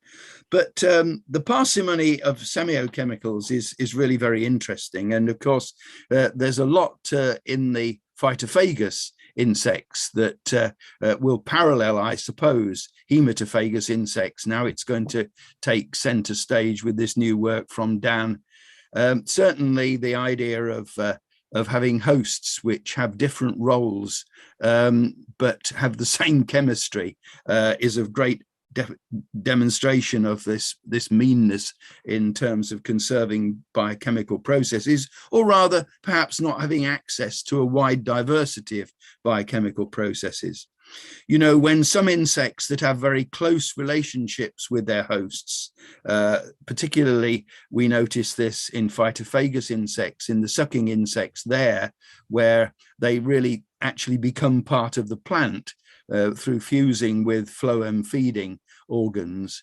We see that when they change hosts, which many insects do because of the expansion of herbaceous angiosperms in the mid-Cretaceous, this explosion meant that they stay with a primary host, which originally was a cycad or a gymnosperm, but gradually moved to being an angiosperm, but still a much more durable one, a tree usually, but then have a secondary host, which is the one they really do the heavy damage to, and which allows them to reproduce asexually. Then you've got chemicals there which are parsimonious and can relate to a differential behavior. And it's possible sometimes when you're recording from olfactory sensilla with a number of olfactory neurons to be recording from both attractants and repellents. And that can be showing up when you look at compounds, certainly from the different hosts where there is host alternation, but also sometimes when it's actually the same compound which the insect has got to moderate the behavior to, either at the central nervous system or by using other cues which relate to particular aspects of this this host alternation. So besides wishing you all the best with this new study, Dan, I think it's something we should all take a great interest in, because it crops up. And we often see people trying to make commercial mixtures of semiochemicals where they're actually taking parsimonious components which actually have other roles, some counter to what they're trying to achieve in the practical context. So these are my comments, raw from having really enjoyed this symposium and been slightly disrupted through trying to enter the symposium and having a slight mismatch in the chronology. In fact, as I'm speaking from the UK, I have to do the computation, which I'm sure many people in this virtual session are doing. Anyway, it's been a privilege to be here, and thank you very much for listening to my few words, which may be of wisdom we will see in the future. Thank you very much, John. Would you all members of the panel now switch on the camera and with the microphone muted so that we have everyone? We didn't want everyone running the camera before, because when there's a video presentation, there's a second camera, is a distraction. So we prefer not have anyone. There was a question here about the repellents, whether they would work for ticks, and maybe Zain would address this question. It's from Dan Klein. Yeah, hi Dan. Yes, I think I answered. I typed him. Yeah, it appears that it does affect the questing behavior. So the second part, like yesterday, Erika was saying that maybe it does alter the innately questing behavior itself. We don't know yet, but it does interrupt the questing activity. That's all we know so far. So there was another question here from Adele, and that's questions from Dan. Thanks for your presentation. It's a very general question. Do you have any information about the molecular mechanism of flowering scent perception by blood-feeding insects? Recently, we found a receptor in bedbugs tuned to multiple plant volatiles, and maybe that's why Adele is so interested in this question. Yeah, I think it's a very, very interesting question. I mean, I might direct you to, and I'm going to forget the name of the paper and the folks who wrote it, but there was a fairly recent paper that came out on the detection of sulcatone by Toxorhynchides mosquito. And Toxorhynchides are herbivorous. The adults don't take blood at all. But sulcatone was previously thought to be something that may have been involved in some mosquitoes specializing on humans. So I see John's got his hand up there, so maybe he can add a bit more eloquent discussion to this than I can. Well, no, not more eloquent and not more impacting, but certainly more material. Yeah, certainly we do find that sulcitone plays a role in plant stress, and so some insects actually respond negatively if they're herbivores to it, and then some insects at the higher trophic level respond positively because they're searching for the herbivore. But we also see it involved in recognition of particular plants being damaged by certain species. So parasitic wasps can discriminate plants with their host species of herbivore, even though they're very closely related to non-host species of herbivore, by stress-related chemistry from the plant, and sulcitone plays a part there. But I think it's a very interesting issue that is expanding here, and certainly there are many stories in other areas. And where did you start that question? There was another point I wanted to make. Dan, what was your first point? I've already lost my train of thought. It's getting late. It's getting late. It was mostly for the toxorhynchitis, John. Hi, John. I think Dan was mentioning to the identification of a receptor that responds to sulcitone from the toxorhynchitis. So this is a weird mosquito. We thought it's an ancient mosquito that arose before blood feeding arose, but it looks like it lost the blood feeding capacity between culicin and anophyllin. So it's much more interesting. And we maintain this in our lab. And it's funny that they can respond to human odors. It's funny. And they have every structure that a blood feeder would have. They have all the siliconic sensilla. Karen would love to hear that. Almost all IRs we know, all ORs we know. So it does have all the structures, physical, even they have this structure. They have mouth parts like moths, but they have a piercing needle like a blood feeder. They still have that redundant parts in the mouth. So it's a very interesting. That's really interesting, Zain. And I remembered with your stimulating comments then what I was going to say. We also noticed in Domanisus gallini, the fowl, the red fowl mite. Right. Yeah. So related sort of in the arthropods anyway. And we were looking at the interaction between chickens and the red fowl mite. And of course, we were doing electrophysiological coupled runs, and we did in fact manage to get a few single cell recordings from these mites. But one day we got some new peaks responding to another cell that we had not deorphanized. And it turned out these were plant compounds. And we couldn't imagine how the chicken had encountered the plant compounds, because it was actually the chicken that was emitting these plant compounds, and it was Z3-hexene-1-ol and things like that. You know, couldn't. And we interrogated the farm where the mites were, and they denied any contact with. And then one very humble plant, one very humble member of their workforce said, "Oh well, every 2 weeks." We get some lettuces that have bolted and we feed them to the chickens. Yeah. And so the chickens had fed through this. And of course, you know, there's a whole host of opportunities of feed through repellents where you feed salmon, chickens, pigs on plant material, and they can repel very heavily hematophagous insects that are in fact not wanting to go near that kind of ecosystem. But also you get this crossover. So let me ask this question here from the YouTube. That's for Karen. Marcelo Lorenzo is asking, would anoctamine connect to the non-phasic and tonic response profiles of some olfactory sensory neurons? So, I mean, I think there's going to be multiple components to the odorant and receptor interaction. So even for the same receptor, depending on which odorant you're considering, it can have sort of a different like time of decay, or its response profile can vary. And I personally tend to think that some of that has to do with the ligand binding rate, because even independent of its affinity, there's also the question of the rate at which the odor binds and then can unbind. And so you can have the same affinity, but if you have a compound that binds relatively unslowly, even if you get rid of the odorant outside, it might still stay hung on to that receptor for longer than you would expect. But that's a very sort of a biochemical question between the particular receptor and odorant that you're discussing. And so I think this anoctamins can have more influence on those that unbind slowly than those that unbind rapidly or that degrade rapidly. And so I think it contributes to these response profiles, but I certainly don't think it's the only factor affecting those differences. Thank you very much. And if John Pickett was not enough a surprise for you, let me have another one. Alvin here.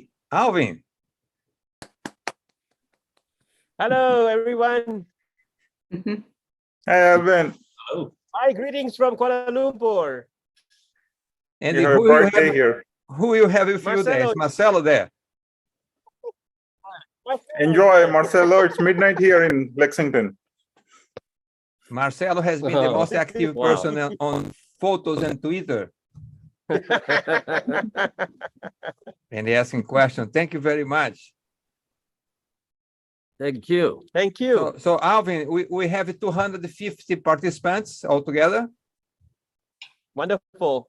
No, I will give a good report at the business meeting afterwards. Oh, it's still a secret. We cannot disclose in here. There are lots of good information that comes out of the business meeting. That's going to be at the end of the day in Kuala Lumpur. The end of the day is gone already here in many parts of the United States. But I invite everyone to participate in the final business meeting of the International Society of Chemical Ecology when we make announcements, including the announcement, like I mentioned before, who's going to be presenting and who's going to be honored by the Vitko Frank's DAX Chemical Memorial Lecture next year. That's something very interesting and a big surprise for chemical ecology that we always want to know this information. So stay tuned for the business meet of the society. So let me ask here all the panel members. Let's start with Rick. Rick, what's your take for today? Do you have any additional questions? No, well, thank you for having me here. I mean, I have tons of questions, but I'm very tired. I know that's I'm still in the lab. way past midnight there, right?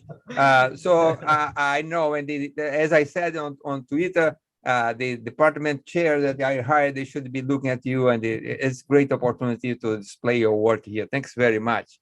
So let's see who is there. Amber is there. Amber, so you are here in Davis. Not too late for us. It's nine something, but later for them. So what's your impression from today? So your participation, how do you enjoy the symposium? I thought it was a great symposium. And again, thank you for the opportunity to participate. And also thank you to our sponsors for making this available to the public. I think that's a really great opportunity to be able to spread our science more widely and show everyone what's happening in the world of chemical ecology. Thanks so very much for being here. Karen, have been traveling, and I'm so glad that you made the time to be with us today. Thank you very much.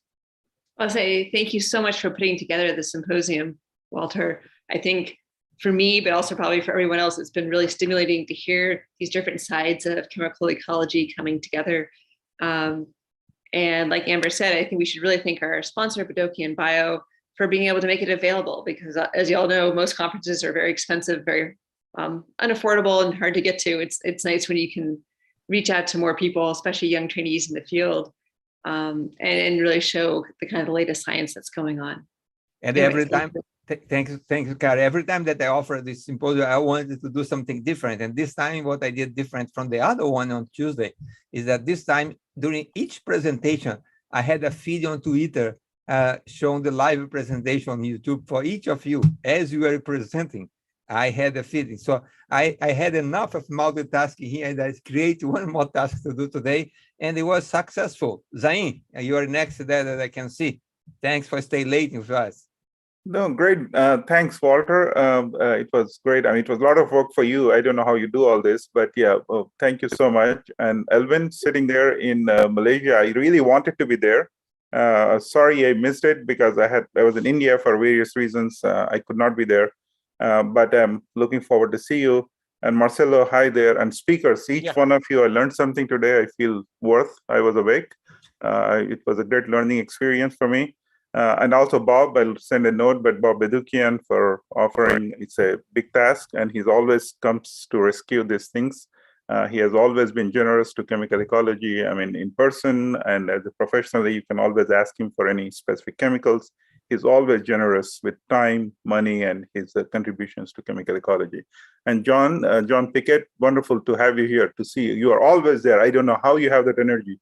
I wish I could be half as active as you at your age, if I'm alive. Thank you, Zain. My mum died recently at 104. Oh, you have good genes. That's right. Yes. I hope these good genes are contagious, John. Because let me go now to Mengbo. Mengbo, it's such a great pleasure to have you from China participate in our symposium. Thank you very much for staying with us and for your lovely presentation. Thank you, Dr. Leal. It's so amazing that I'm honored to have this talk here, and I'm so surprised and that John and Arvin also come here. So thank you so much, and this really a great opportunity for us to come here. We are from different time zone, so thank you. Thank you very much, Annie. You are in Australia today, and it was such a great pleasure to have you here. A lovely presentation, like both I and John mentioned.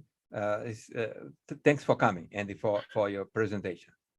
Thank you very much, Walter. I would really like to thank all the sponsors and all the participants for listening me. Special thanks to Walter. You are, as I already commented on Twitter, hats off to you. I don't know how do you manage everything and how do you have so much of energy of multitasking things. And it was a great surprise to see John and Alvin at the end. I really appreciate their comments on my presentation. So thanks a lot. We also have another participant from China, our great friend, Chen-Zhu Wang. Chen-Zhu, thanks so much for being with us and stay late. It was a wonderful presentation. I appreciate you share unpublished data. That's wonderful. Oh, Walter, thank you very much for organizing such a wonderful symposium. I also want to give my thanks to Professor Alvin. Yeah, it's really a very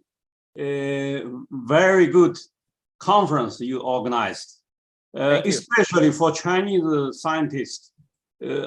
As I know, most of the Chinese scientists cannot come to the Malaysia in person, but yeah, many of them participate in a virtual meeting. So it's very thank you for all of your efforts to make such a hybrid meeting. Thank you. Thank you. Yeah, I hope we can meet next year in person. Yeah. Yes. Thank you to our Chinese participants. We have 65 from China. Okay. Yeah. That's very good. Alvin, stay there. John, I have a question for you, or a comment, and I would like to have your take on that. From what I see in these presentations, and especially during this meeting, is that the future of chemical ecology is bright, because we have so many newcomers, and the continuation of this field is going to be warranted with the quality of these newcomers to the field. Your thoughts on that?